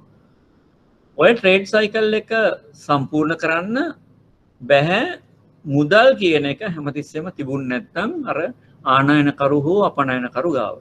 ඒ නිසා ඒ මොන හරි ગેප් එකක් තියෙනවා නම් නැවත ආනයනකරුට භාණ්ඩ මිලදී ගැනීම සහ මුදල් ලැබීම අතර අපනයනකරුට අමුද්‍රව්‍ය මිලදී ගැනීමත් මුදල් ලැබීම අතර යම්කිසි ગેප් එකක් තියෙනවා. අන්න ඒ ગેප් එක පරතරය පියවන්න ලබා දෙන ණය මුදලක් තමයි වෙළඳ ණය කියලා කියන්නේ. ඒකේ විවිධ වෙළඳ ණය වර්ග තියෙනවා. ඒක එකක් තමයි ණයවර ලිපිය. ණයවර ලිපිය. documentary credit.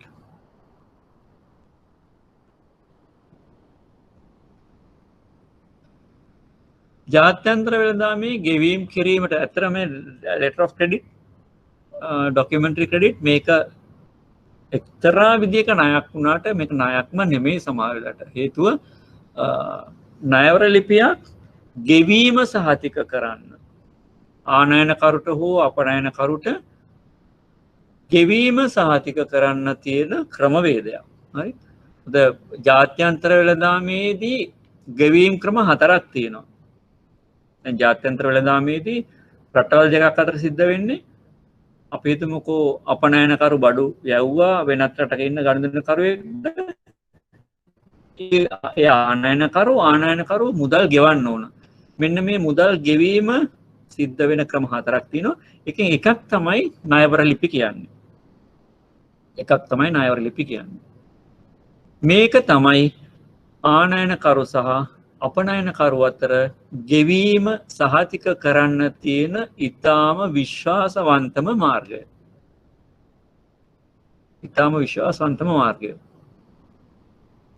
අපි අනෙක් ගෙවීම් ක්‍රම ගත්තොත් මෙන්න මේ වගේ තමයි අනෙක් ගෙවීම් ක්‍රම තියෙන්නේ.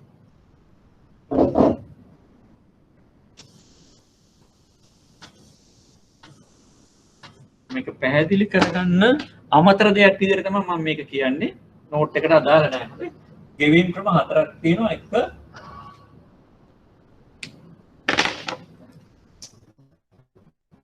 විවෘත ගෙනුම්.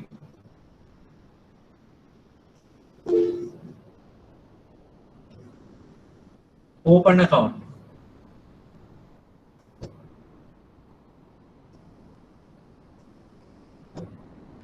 एक අතිකාරම් ගෙවීම.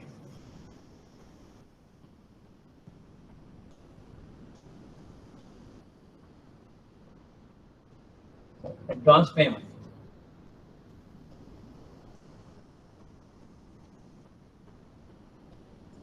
पुनः लेखन रस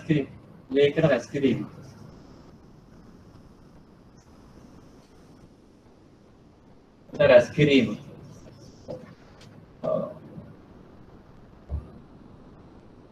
document collection,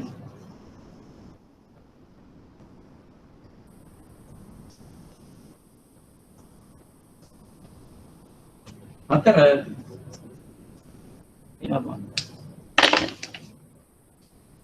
බෝඩ් එක පේනවද? පේනවා සර්. ණයවර ලිපි, letter of credit,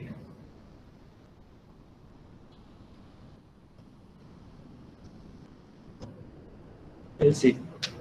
මේ ක්‍රම 4 තමයි ජාත්‍යන්තර වෙළඳාමේදී ගෙවීම් කරන්න තියෙන ක්‍රම 4. open account කියන්නේ අපනයනකරු භාණ්ඩ යවනවා පිටරට ඉන්න ආනයනකරුට. භාණ්ඩ ලැබුණයින් පස්සේ ඒ රටේ ඉන්න ආනයනකරු අපනයනකරුට ගෙවනවා. එතකොට මේකෙදි අපනයන කරන එක්කෙනාට අවදානම් වැඩි. මොකද එයා මුදල් ලැබෙන්න ඉස්සෙල්ලා භාණ්ඩ යවලා ඉවරයි. විවෘත ගෙනුම. අතිකාරම් කියන්නේ ආනයනකරු භාණ්ඩ එවන්න ඉස්සෙල්ලා මුදල් වේලාසනින් ගෙවනවා. අතිකාරමක් ගෙවනවා. එතකොට මේක ආනයනකරුට අවදානම වැඩි. මේ දෙකේම බැංකු සම්බන්ධ වෙනවා. ඩොකියුමන්ටරි ලේඛන රැස් කිරීමයි ඩොකියුමන්ට් කලෙක්ෂන් එකයි ලෙටර් ඔෆ් ක්‍රෙඩිට් එකේ දෙකේම බැංකු සම්බන්ධ වෙනවා. මේකෙදි ලේඛන රැස් කිරීමේදී බැංකුව සම්බන්ධ වෙන්නේ නියෝජිතයෙක් විදිහට විතරයි. ලේඛන ටික හුවමාරු කරගන්න. ලේඛන ආවයින් පස්සේ නැව්ගත කිරීමේ ලේඛන ඒ වගේ ලේඛන ආවයින් පස්සේ මේ ලේඛන ටික බැංකුවක් කරා ආනයනකරු හා අපනයනකරු හුවමාරු කරගන්නවා. එච්චරයි මේකෙදි බැංක් මේ අස්තුවකයි කරන මේක. නමුත් ණයවර ලිපියේදී ආනයනකරුගේ බැංකුව ගෙවීම සහතික කරනවා.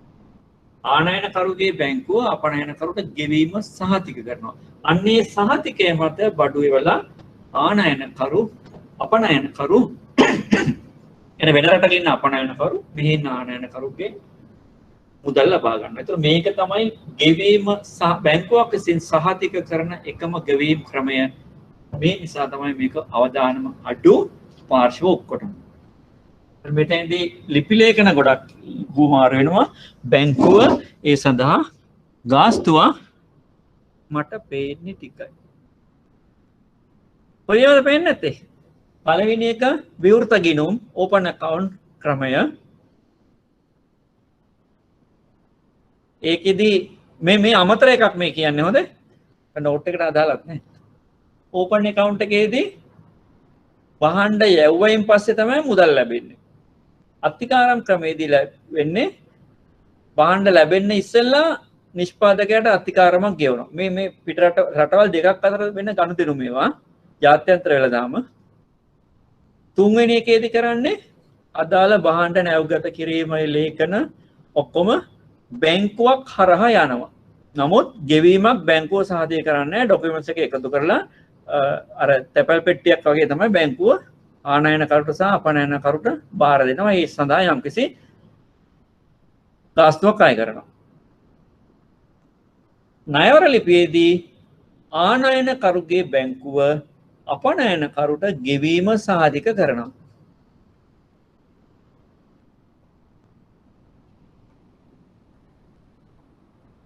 ආනයනකරු සහ අපනයනකරු අතර ගෙවීම් සහතික කරන එකම ක්‍රමය තමයි LC කියන්නේ.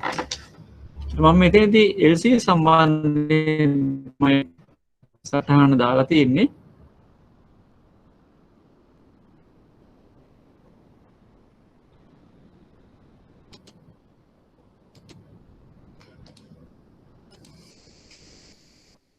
ජාත්‍යන්තර වෙළඳාමේ ගෙවීම් කිරීම ක්‍රමය භාවිත කරනවා. ආනයනකරුගේ බැංකුවෙන් ගෙවීම සහතික කොට භාවිතා කොට නෙමෙයි ගෙවීම සහතික කොට ලැබෙන ලියවිල්ල එහිදී ආනයනකරු අදාළ කොන්දේසියට අනුව අපනයන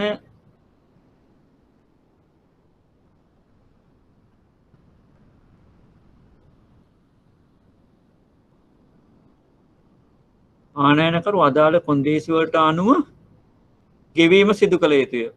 පොඩි වරදීමක් කියලා තියෙනවා. ණයරෙල්පේ සඳහන් ආනයනකරු මුදලින් තැන්පත් කිරීම හෝ වෙනත් ණය පහසුකම්. එතකොට දැන් මේකදී ආනයනකරු බැංකුවේ මුදලක් තැන්පත් කරනවා අර ආනයනයේ වටිනාකමට අදාළ. අපි ඒකට කියනවා කෑෂ් මාජින් කියලා. මිලියන එකක බඩු ආනයනය කරනවා නම් ආනයනකරු මිලියනයකට වඩා වැඩි යම්කිසි මාජින් එකක් තියෙනවා. මිලියන එකකට වඩා වැඩි ප්‍රමාණයක් බැංකුවේ තැන්පත් කරාම අන්න බැංකුව ආනයනකරු වෙනුවෙන් අපනයනකරුගේ බැංකුවට යවනවා letter of credit එකක්. ඒ කියන්නේ අනිවාර්යයෙන්ම මේ බඩු ටික වෙනුවෙන් ගෙවීම කරනවා කියලා. ආනයනකරු යම්කිසි ඒ ආනයන වටිනාකමට අදාළ මුදල හෝ වෙනත් ණය පහසුකමකින් බැංකුවත් එක්කලා එකඟ වෙන්න ඕන මේක පියවන්න. අපි තුමුකෝ එයා මුදල් තැන්පත් කරනවා මිලියනයක්. එහෙම නැත්නම් එයා බැංකුවෙන්ම මිලියනයක ණයක් අරගෙන තැන්පත් කරනවා. එතකොට බැංකුකරු කරන්නේ ඩොකියුමන්ට්ස් ටික ආපු ගමන්ම වෙන රටක ඉන්න අපනයනකරුගෙන් ඒ ඩොකියුමන්ට්ස් ටික ආනයනකරුට දෙනවා. ගෙවීම කරනවා වෙනත් රටක ඉන්න අපනයනකරුට.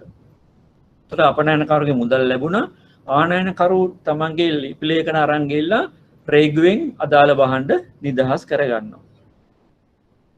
මේක එක්තරා විදියක ගෙවීම් සාතික කිරීමක් මිසක් ණය ක්‍රමයක්ම නෙමෙයි. නමුත් මේක පහසුකමක් බැංකුකරු ලබා දෙන ජාත්‍යන්තර වෙළඳාමේදී. ණයවර ලිපිය. මේ තියෙන්නේ සිද්ධ වෙන ක්‍රමවේදය. පළවෙනි එක තමයි ආනයනකරු සහ අපනයනකරු අතර යම්කිසි ගිවිසුමක් ඇති වෙනවා භාණ්ඩ මිලදී ගැනීම සඳහා. ඉම්පෝර්ටර් එක්ස්පෝර්ටර් අතර. දෙවෙනි එක වෙන්නේ ආනයනකරු බැංකුවත් එක්කලා එකඟ වෙලා LC එකක් අරිනවා. LC එක යවනවා අපනයනකරුගේ බැංකුවට 3.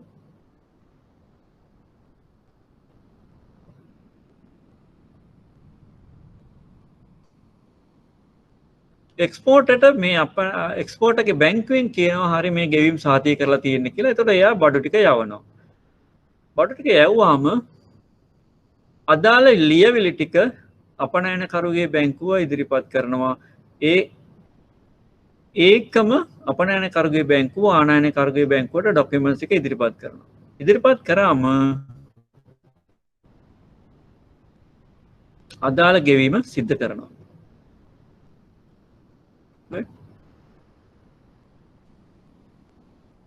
අපනයනකරු ආනයනකරුගේ බැංකුව විසින් අපනයනකරුගේ බැංකුවට අදාළ මුදල ගෙවනවා. එතකොට අපනයනකරු ආනයනකරු තමන්ගේ බැංකුවෙන් මේ මුදල් ලබා ගන්නවා. ඒතර ආනයනකරුගේ බැංකුව ඩොකියුමන්ට්ස් ටික දෙනවා ආනයනකරුට. එයා රේගුවෙන් අදාළ භාණ්ඩ ලබා ගන්නවා. මේක තමයි LC එකක් වැඩ කරන විදිය. දැන් අපි බලමු ඇත්තටම ආනයනකරුට සහ අපනයනකරුට තියෙන පහසුකම් මොනවද කියලා. බිල්පත් වට්ටම් කිරීම එක. මේ සමහර වෙලාවට මේ ස්පෙලිං ඉස්පිලි පාපිලි වලත් පොඩි වෙනස්කම් වෙනවා. මේක කන්වර්ට් කරනකොට ඒ හදාගන්න බිල්පත් වට්ටම් කිරීම. දැන් මේක සිද්ධ වෙන්නේ මෙහිමයි. බිල්පතක් කියනු ගෙවීම සහතික කළ පොරොන්දු නෝට්ටුවක්. ලංකාවේ පොරොන්දු නෝට්ටු සහ චෙක්පත් ආවරණය කරන නීතියක් තියෙනවා. දන්නවද?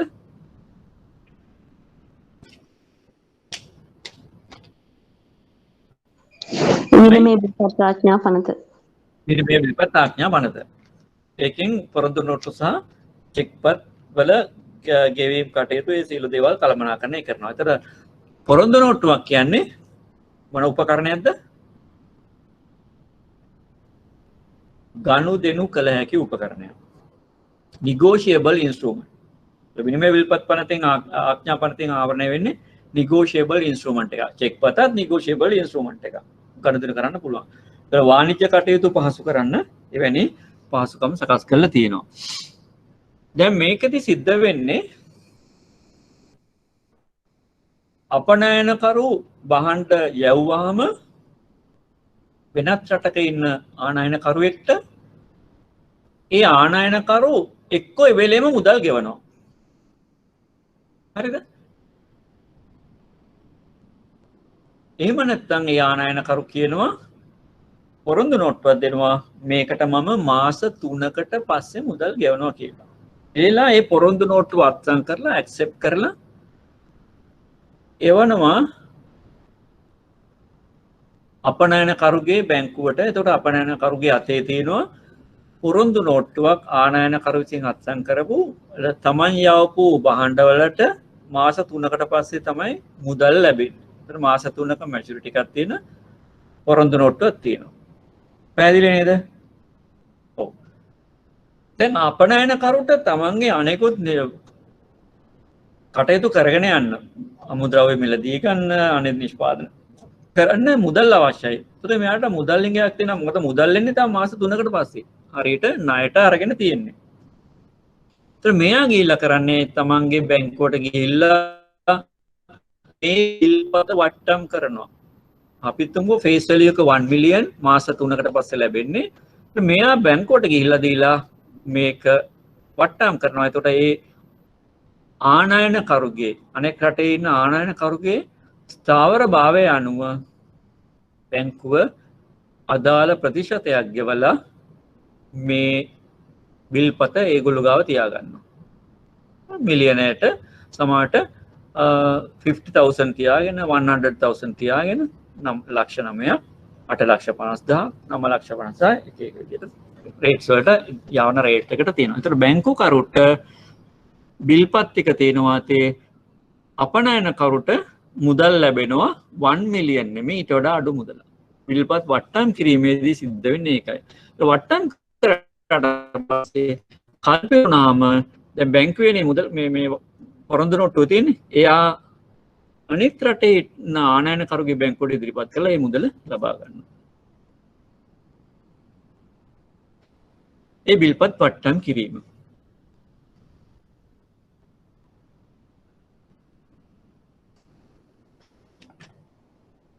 මේ තියෙන්නේ අපනයනකරු වෙනුවෙන්. හරි. ඊළඟට අපනයනකරු වෙනුවෙන් තියෙනවා තව මේක සඳහන් වෙච්ච නැති පහසුකම පැකින් ක්‍රෙඩිට්. ඇසුරුම් ණය. ඇසුරුම් ණය. Packing credit. ඇසුරුම් ණය.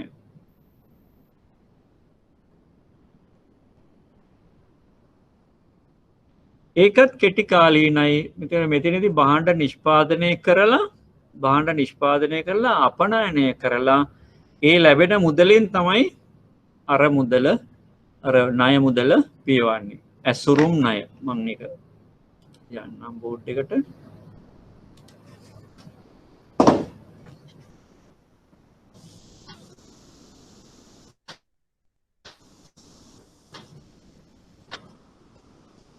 මේවා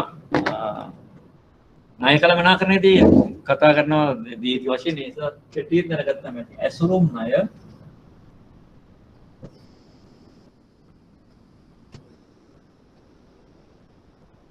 packing credit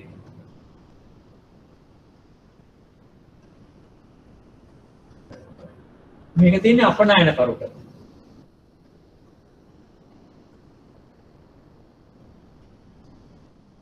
අපනයන කරුට. ඒ කියන්නේ අපි තුම ලංකාවෙන් මොනවා හරි අපනයනය කරනවා. ඒතර එයා නිෂ්පාදනය කරලා භාණ්ඩ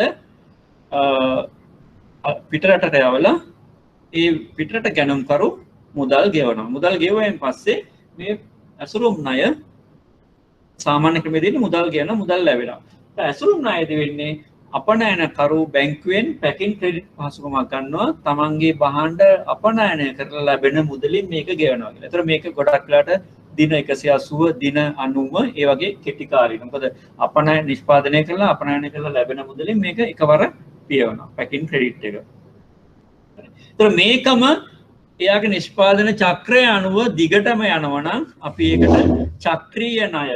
හරි මේ ඇසුරුම් ණයම චක්‍රීය විදියට භාවිතා වෙනවා නම් චක්‍රීය ණය කියලා මේ අපනයන කරුට දෙන්න පුළුවන්. රිවෝල්වින් ක්‍රෙඩිට් චක්‍රීය ණය. ඒක අවුරුද්දකට අවුරුදු දෙකකට වගේ කාලයකට අත්සන් කරලා වරින් වර ඒ පහසුකම භාවිතා කරන්න අපනයන කරුට දෙන්න පුළුවන්. චක්‍රීය ණය. මේකම තමයි වරින් වර සිද්ධ වෙන. ඒතර ඒක දීර්ඝ කාලයකට අත්සන් කරගන්නවා.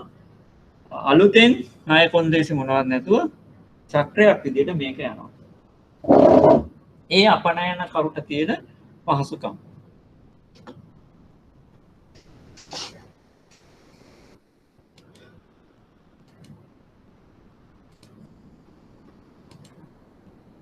බිල්පත් වට්ටම් කිරීම තියෙන්නේ අපනයන කරුටමයි. ඒතර අපනයන කරුට තියෙනවා චක්‍රීය ණය පහසුකම්, ඇසුරුම් ණය පහසුකම් සහ බිල්පත් වට්ටම් කිරීම. ආනයන කරුට මොනවද තියෙන්නේ? ආනයන කරුට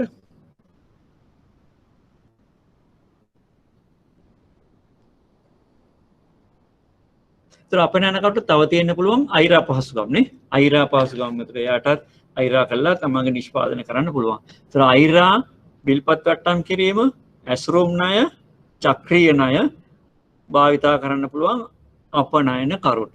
ආනයන කරුට මොනවද තියෙන්නේ?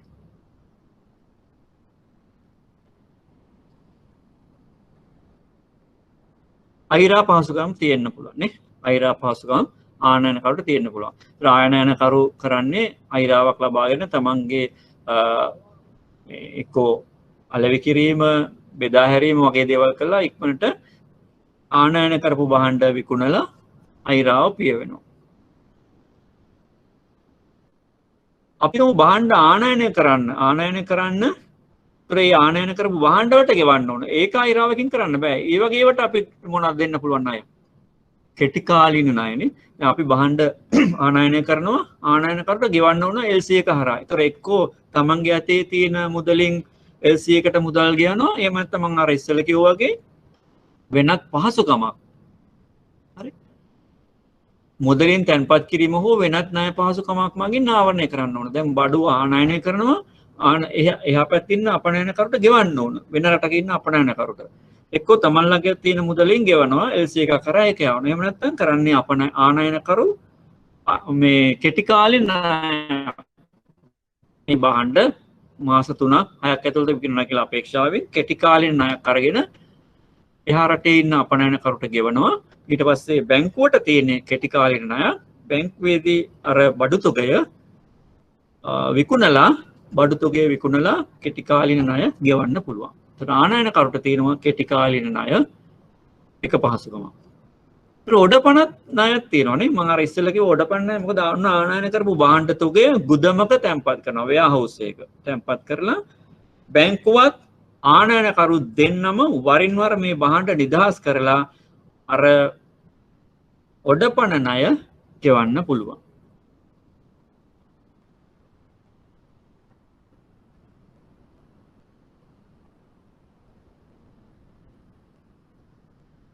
ඒ වගේම භාර කුයිතාංශි ණය ඒ වගේම අර කියපු භාණ්ඩ තොගය භාර කුයිතාංශි ක්‍රමයට සුරකුමක් විදියට බැංකුවට දීලා ණය මුදලක් ගන්න පුළුවන්. ඒතර භාර කුයිතාංශි ණය, ඔඩපණ ණය, අයිරා, කෙටිකාලීන ණය කියන ණය පහසුකම් ආනයන කරුට භාවිතා කරන්න පුළුවන් බැංකුවකින්. පැහැදිලි නේද?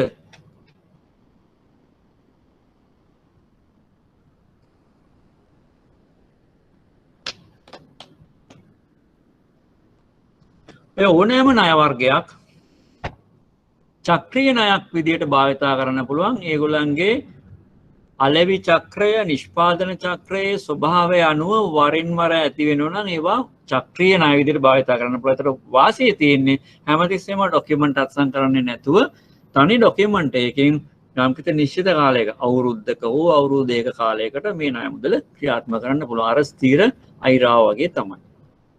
හරි. දැන් අපි බලමු කල්බදු පහසුකම්. මේ එක්තරා වර්ගයක ණය මුදල්. ඇත්තටම ණය කියන්න බෑ කල්බදු ලීසින් කියන ඒවා. ලීසින් වලදී කල්බදු කරු කියලා එක්කෙනෙක් ඉන්නවා ලෙසෝ කියලා. ඊළඟට කල්බදු ලබා ගන්නා කියලා එක්කෙනෙක් ඉන්නවා. ඒ දෙන්න අතර ගිවිසුම්ගත නිමැවුමක්. මේකේ ගොඩක් වෙලාවට තියෙන්නේ ස්ථාවර වත්කම්. හරි ස්ථාවර වත්කම් එකවර මිලදී ගන්න බෑ යම්කිසි ආයතනයකට. අපි තුමු යන්ත්‍ර සූත්‍ර වාහන ගොඩක් ඕන වෙනවා යම් ආයතනයකට. ඒගොල්ලන්ට එකවර එක මිලදී ගන්න හෝ ණය මුදලකින් ගන්න බෑ. ඒ පහසුකම නැහැ. එහෙම ලොකු පිරිවැයක් දරන්න වෙනවා. ඒගොල්ලෝ කරන්නේ මේවා කල්බදු පහසුකම් යටතේ මේවා සපයන ආයතන වලින් ගන්නවා. යම් වත්කමක් කල්බදු ලබා ගන්නාට ලබා දෙනවා ලෙසීට. ඒතර වත්කම භාවිතා කරන ලෙසී කරන්නේ මොකද? ඒ වෙනුවෙන් වාරිකයක් ලෙසෝ කියන එකට කල්බදු කරුට ගෙවනවා. මාසික වාරිකයක් ගෙවනවා.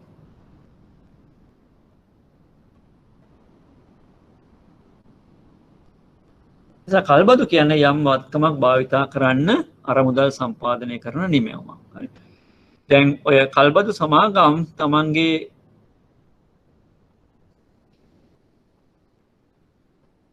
කල්බදු ගිවිසුම යටතේ මේ අයිතම වාහන හෝ යන්ත්‍ර සූත්‍ර හෝ වෙන දේවල් කල්බදු ලබා ගන්නාට භාවිතා කරන්න ලබා දෙන නිමැවුමක් තමයි කල්බදු කියන්නේ. ඒතර ඒකේ ප්‍රධාන ආකාර දෙකයි මුල්ලේ කල්බදු, මෙහෙයුම් කල්බදු. වෙනස මොකද්ද මේ දෙකේ?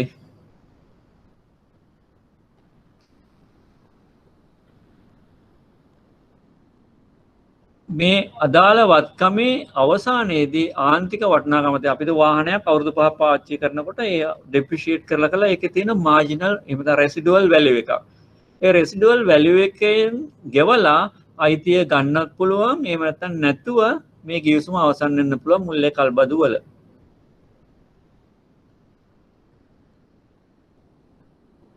ඒ වගේම තමයි කල්බදු ලබා ගන්නා වෙත වත්කමට අදාළ සියලුම ප්‍රතිලාභ සහ වගකීම් මාරු කරනවා. ප්‍රතිලාභ සහ වගකීම් මාරු කරනවා කල්බදු ලබා ගන්නාට ලෙසීට. නමුත් මෙහෙයුම් කල්බදු වල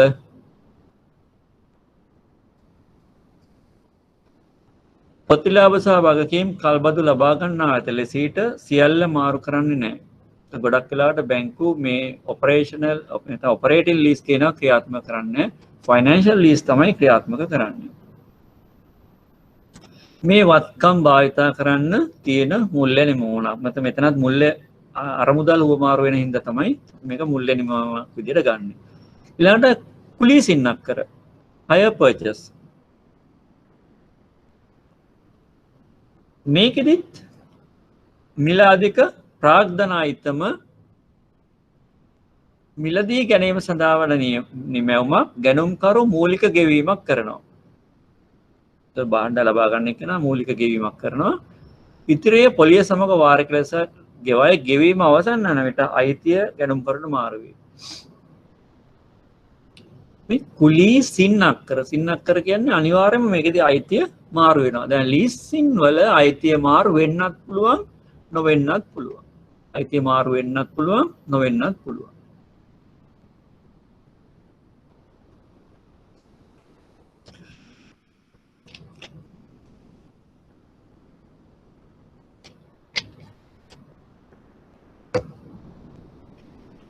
තර මේකෙදී මේ ලීසින් හෝ හය පර්චස් කරන අය ණයක් විදියට මුල්‍ය ආයතනයෙන් ලබාගෙන ණය මුදලක් ලබාගෙන දැන් මේකම තියෙන්න පුළුවන්. අපිට වාහනයක් ගන්නකො වෙහිකල් ලෝන් එකක් ගන්න පුළුවන් බැංකුවකින්. වෙහිකල් ලෝන් එකක් ගත්තාම වෙන්නේ බැංකුවෙන් එකවර මුදල නිදහස් කරනවා.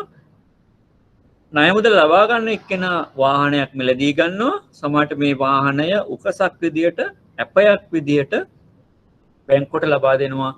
ඔහු කරන්නේ වාහන ණය වෙහිකල් ලෝන් එක වාහන ණය මුදල වාරිකව ගෙවලා වාහනය තමන් සන්තක කරගන්නවා.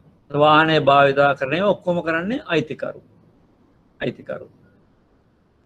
වාහනය ගත්තු එක්කෙනා ණය මුදල ලබා ගත්ත එක්කෙනා. එතකොට ණය මුදල ගෙවුවයින් පස්සේ වාහනේ හිමිකම නිකම්ම පැවරෙනවා. කුලී සින්නක් කරවල ඒ වාහනේ අයිතිය භාවිතා කරන එක්කිනාට නැහැ. ඒ වගේම ලීසින් වල වාහනේ අයිතිය භාවිතා කරන එක්කෙනාට නැහැ. ලීසින් වල කරන්නේ ලීසින් ලබා දෙන ආයතනය විසින් මේක භාවිතා කරනවට යම් වාරිකයක් අය කරගන්නවා. එතකොට ෆයිනෑන්ෂල් ලීස් වල ඕනම් රෙසිඩුවල් වැලියු එකට අයිතිය පවරලා ඒ භාවිතා කරපු එක්කෙනාටම වාහනය මිලදී ගන්න පුළුවන්. කුලී සින්නක් කරවලදී අනිවාර්යයෙන්ම අයිතිය පැවරෙනවා සම්පූර්ණ වාරික ගෙව්වට පස්සේ.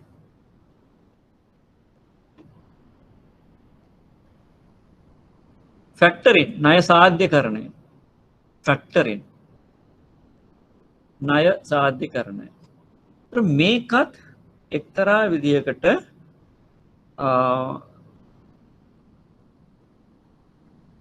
මුල්‍ය ආයතනවලට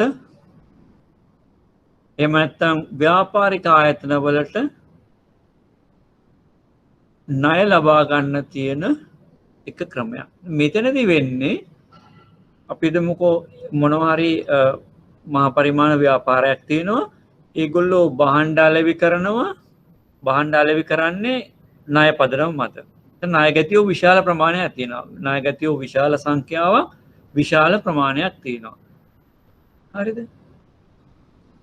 මේ ලැබිය යුතු මුදල් කියන ඒවා ෆයිනෑන්ස් රිසීවබල් එක ආයතනවලට මෙම එක ගණදන කරුවන්ට භාණ්ඩ අලෙවි කරලා ලැබෙන account receivable finance receivable account receivable ලැබෙන්න තියෙන මුදල් එකට එකතු කරලා දෙනවා මේ සාධ්‍ය කරන ආයතනවලට ෆැක්ටරින් ඒජන්ට්ස්ලට දෙනවා. ෆැක්ටරින් ඒජන්ට්ස්ලට දුන්නාම ඒගොල්ලෝ ඒ ලැබිය යුතු ඉන්වොයිස් වගේ මිලියනයක ලැබෙන්න තියෙන ණය ගැතියන් ඉන්නවා. ඒ අගය වට්ටම් කරලා අර නිෂ්පාදකයාට හෝ ව්‍යාපාරික ආයතනයට අර මුදල් නිදා. මේක නිකන් අර බිල්පත් වට්ටම් කිරීම වගේ තමයි. බිල්පත් වට්ටම් කිරීම වගේ තමයි. දැන් බිල්පතක නම් තියෙන්නේ මේ ණයට විකුණුවයින් පස්සේ ඒ ගත්තු එක්කෙනා පොරොන්දු වෙලා පොරොන්දු නෝට්ටුවක් අත්සන් කරලා ලබා දෙනවා. මේකේ තියෙන්නේ කෙලින්ම බුක් ඩෙට් එකක් විතරයි. ඒ කියන්නේ පොතක සඳහන් වෙනවා අහවල් පුද්ගලයාට මෙච්චර ප්‍රමාණයක ණයට බඩු විකුණනවා. එතකොට ඒ ණයට ගත්තු එක්කෙනත් විකුණුපු එක්කෙනත් අතර තියෙන සම්බන්ධය උඩ එයා ඒ අදාළ කාලෙදී ණය මුදල් ගෙවනවා. ඒත් මේක සුරක්ෂිතතාවය ආරක්ෂාව පැත්තෙන් අඩුයි පොරොන්දු නෝට්ටුවකට වඩා. පොරොන්දු නෝට්ටුවේදී පොරොන්දු නෝට්ටුව උසාවිය අරගෙන ගිහිල්ලා අර බඩු ගත්තු එක්කෙනාට ණයට බඩු ගත්තු එක්කෙනාට විරුද්ධව නඩු පවරලා අය කරගන්න පුළුවන්. බුක් ඩෙට්ස් වල ඒ පහසුකම ඒ විදියටම නැහැ. සාධ්‍ය කරන ආයතන දැන් බැංකුව එහෙම මේක කරන්නේ නැහැ. බැංකුව මේ account receivable කියන ඒවා finance receivable කියන ඒවා තියාගෙන ණය මුදල් දෙන්නේ නැහැ. විල්පත් වට්ටම් කරනවා. හේතුව ඒක නීතිමය ලියවිල්ල. හැම බිල්පතම වට්ටම් කරන්නෙත් නැහැ. අර පිළිගත්තු ආයතන විසින් නිකුත් කරපු බිල්පත් තමයි වට්ටම් කරන්නේ. පිළිගත් ආයතන විසින් නිකුත් කරපු බිල්පත් තමයි වට්ටම් කරන්නේ. මොකද හේතුව ඒක අයවෙයි කියන අපේක්ෂාව තියෙනවා අදාළ කාලය සම්පූර්ණ වුණාම. මේ තියෙන්නේ ණයට බඩු විකුණනවා. ඒ එන්න තියෙන දේවල් ඔක්කොම එකතු කරලා යම්කිසි ෆැක්ටරින් ආයතනයකට ඒජන්ට්ස්ලාට දෙනවා. ඔය ෆැක්ටරින් කරන අය ඉන්නවනේ මේ මුල්‍ය සමාගම්. ඒගොල්ලෝ ඒවා කරනවා. මේගොල්ලෝ මේ ටික තියාගෙන ඒක කල් පෙරනකොට අදාළ පුද්ගලයාගෙන් අර සමාගමේ ණය ගැතියාගෙන් ඒක එකතු කරගන්නවා. ඒතර ව්‍යාපාරික ආයතන වලට ණය ලබා ගන්න තියෙන එක ක්‍රමයක් තමයි ෆැක්ටරින්. ඒතර මේකේ අවදානම් වැඩි මේ පොලියක් මේකට ගෙවන්න වෙනවා. මේ ටික පැහැදිලිද? මූලිකව අපිට කතා කරන්න තියෙන ණය පැත්තේ තියෙන නිමැවුම් මේ ටික තමයි.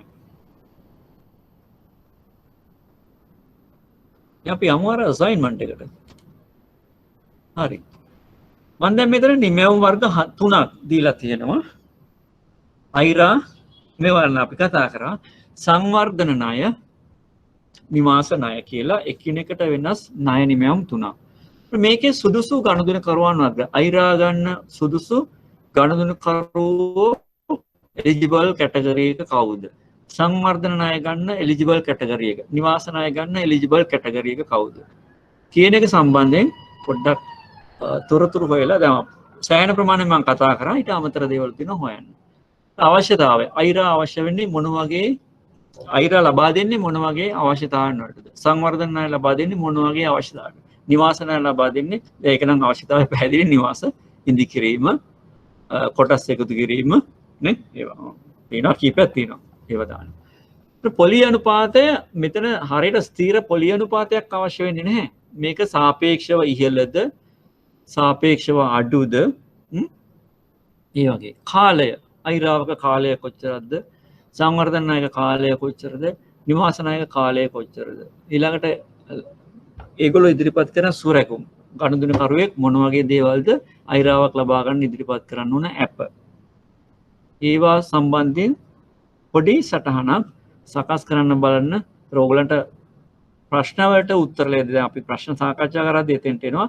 ප්‍රශ්නවලට උත්තර ලියද්දී අවබෝධ වෙනවා මෙන්න මේ කරුණු ටික තමයි ප්‍රශ්නයකට උත්තර ලියද්දී අවශ්‍ය වෙන්නේ කියන එක.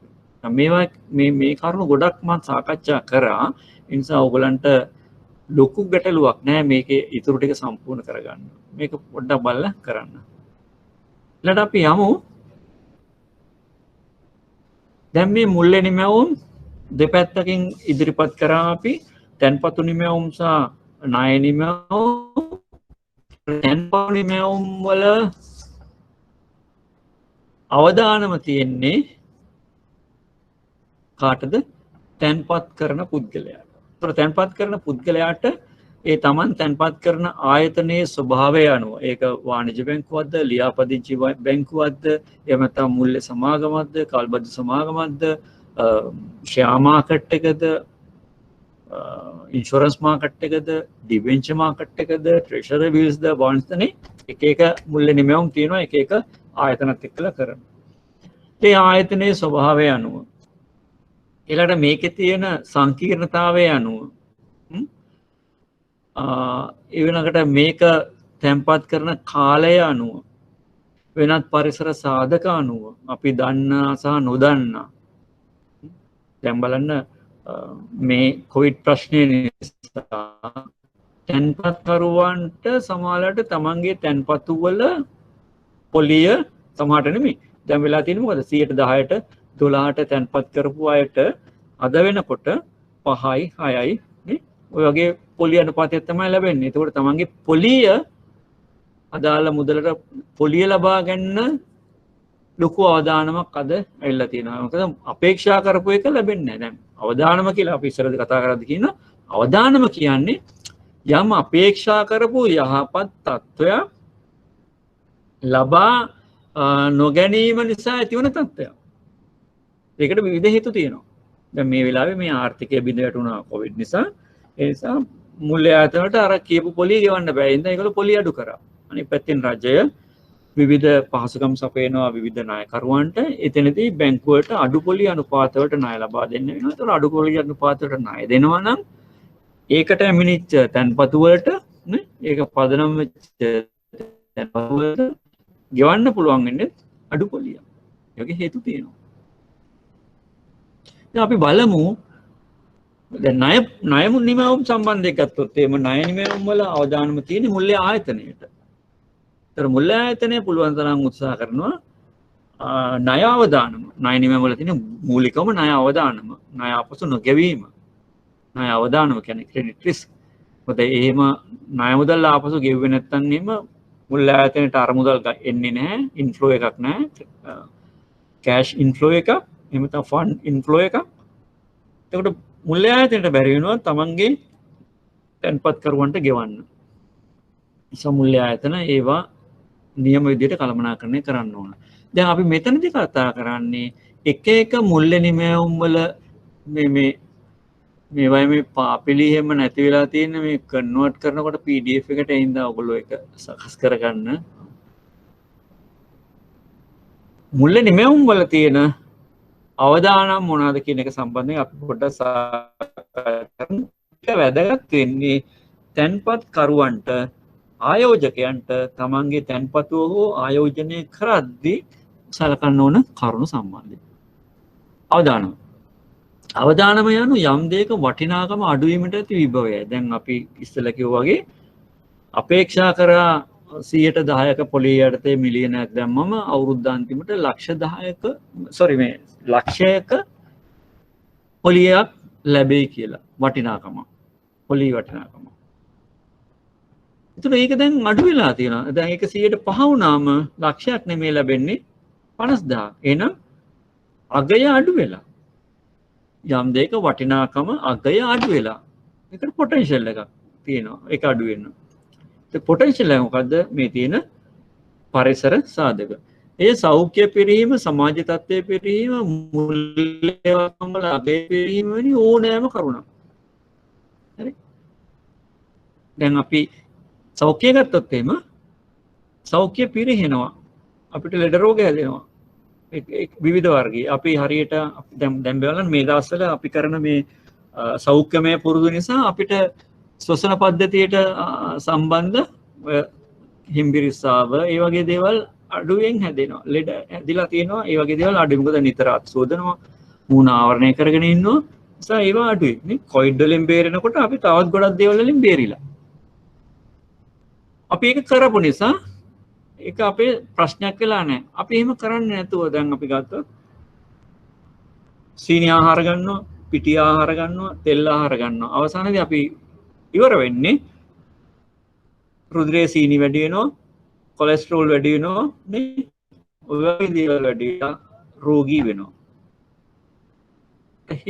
සෞඛ්‍ය පිරියනවා. එහෙනම් අපි තෙල් ආහාර සීනි ආහාර ගත්තම අවදානමක් අපිට තියෙනවා. අවදානම ඒ සඳහා බලපාන සාධකවල අවිනිශ්චිතතාවය මත ඇතිවේ. අවදානම ඒ සඳහා බලපාන සාධකවල අවිනිශ්චිතතාවය. දැන් විශේෂයෙන්ම මුල්‍යවත්කම් වල අගේ අඩුවීම මේ අවිනිශ්චිතතාවය මත තමයි ඇති වෙන්නේ. අවිනිශ්චිතතාවය කියන්නේ මොකද්ද?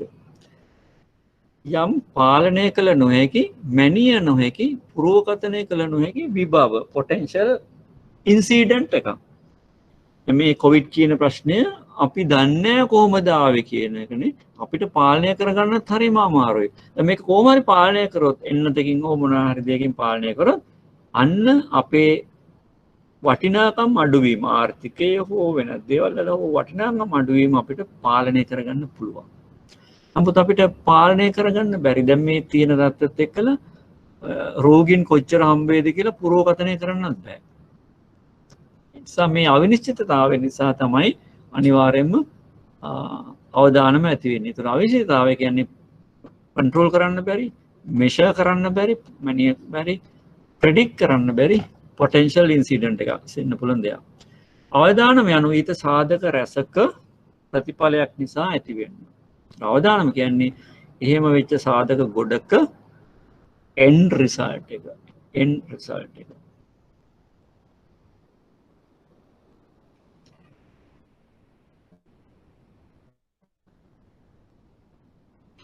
අවදානමක් තියෙනවයි කියලා දැන් මේ කොවිඩ් ප්‍රශ්නේ තියෙනවයි කියලා ඒතර අපිට මේ ඔක්කොම නවත්තලා ඉන්නත් අමාරුයි. යම්කිසි මට්ටමක ක්‍රියාකාරකම් සිද්ධ වෙන්නත් ඕන. ඒ අවදානම හඳුනා ගන්න එක තමයි අවදානම සංජානනය කරන එක තමයි වැදගත් වෙන්නේ. මොකද අවදානම කියන එක අපේ අවට හැමතැනකම තියෙනවා. දැන් උදාහරණයක් විදිහට මම අර ඉස්සෙල්ලා කිව්වා වගේ තෙල් සහිත කෑම, පිටි සහිත කෑම, ව්‍යායාම අඩුකම, සීරියස් සහිත ආහාර ගන්න එක අවදානමට හේතුවක් වෙනවා. එතකොට අපි තේරුම් ගන්න ඕන, පර්සීව් කරන්න ඕන ඒකම නොකර අපේ සෞඛ්‍ය ආරක්ෂා කරගෙන යන්න.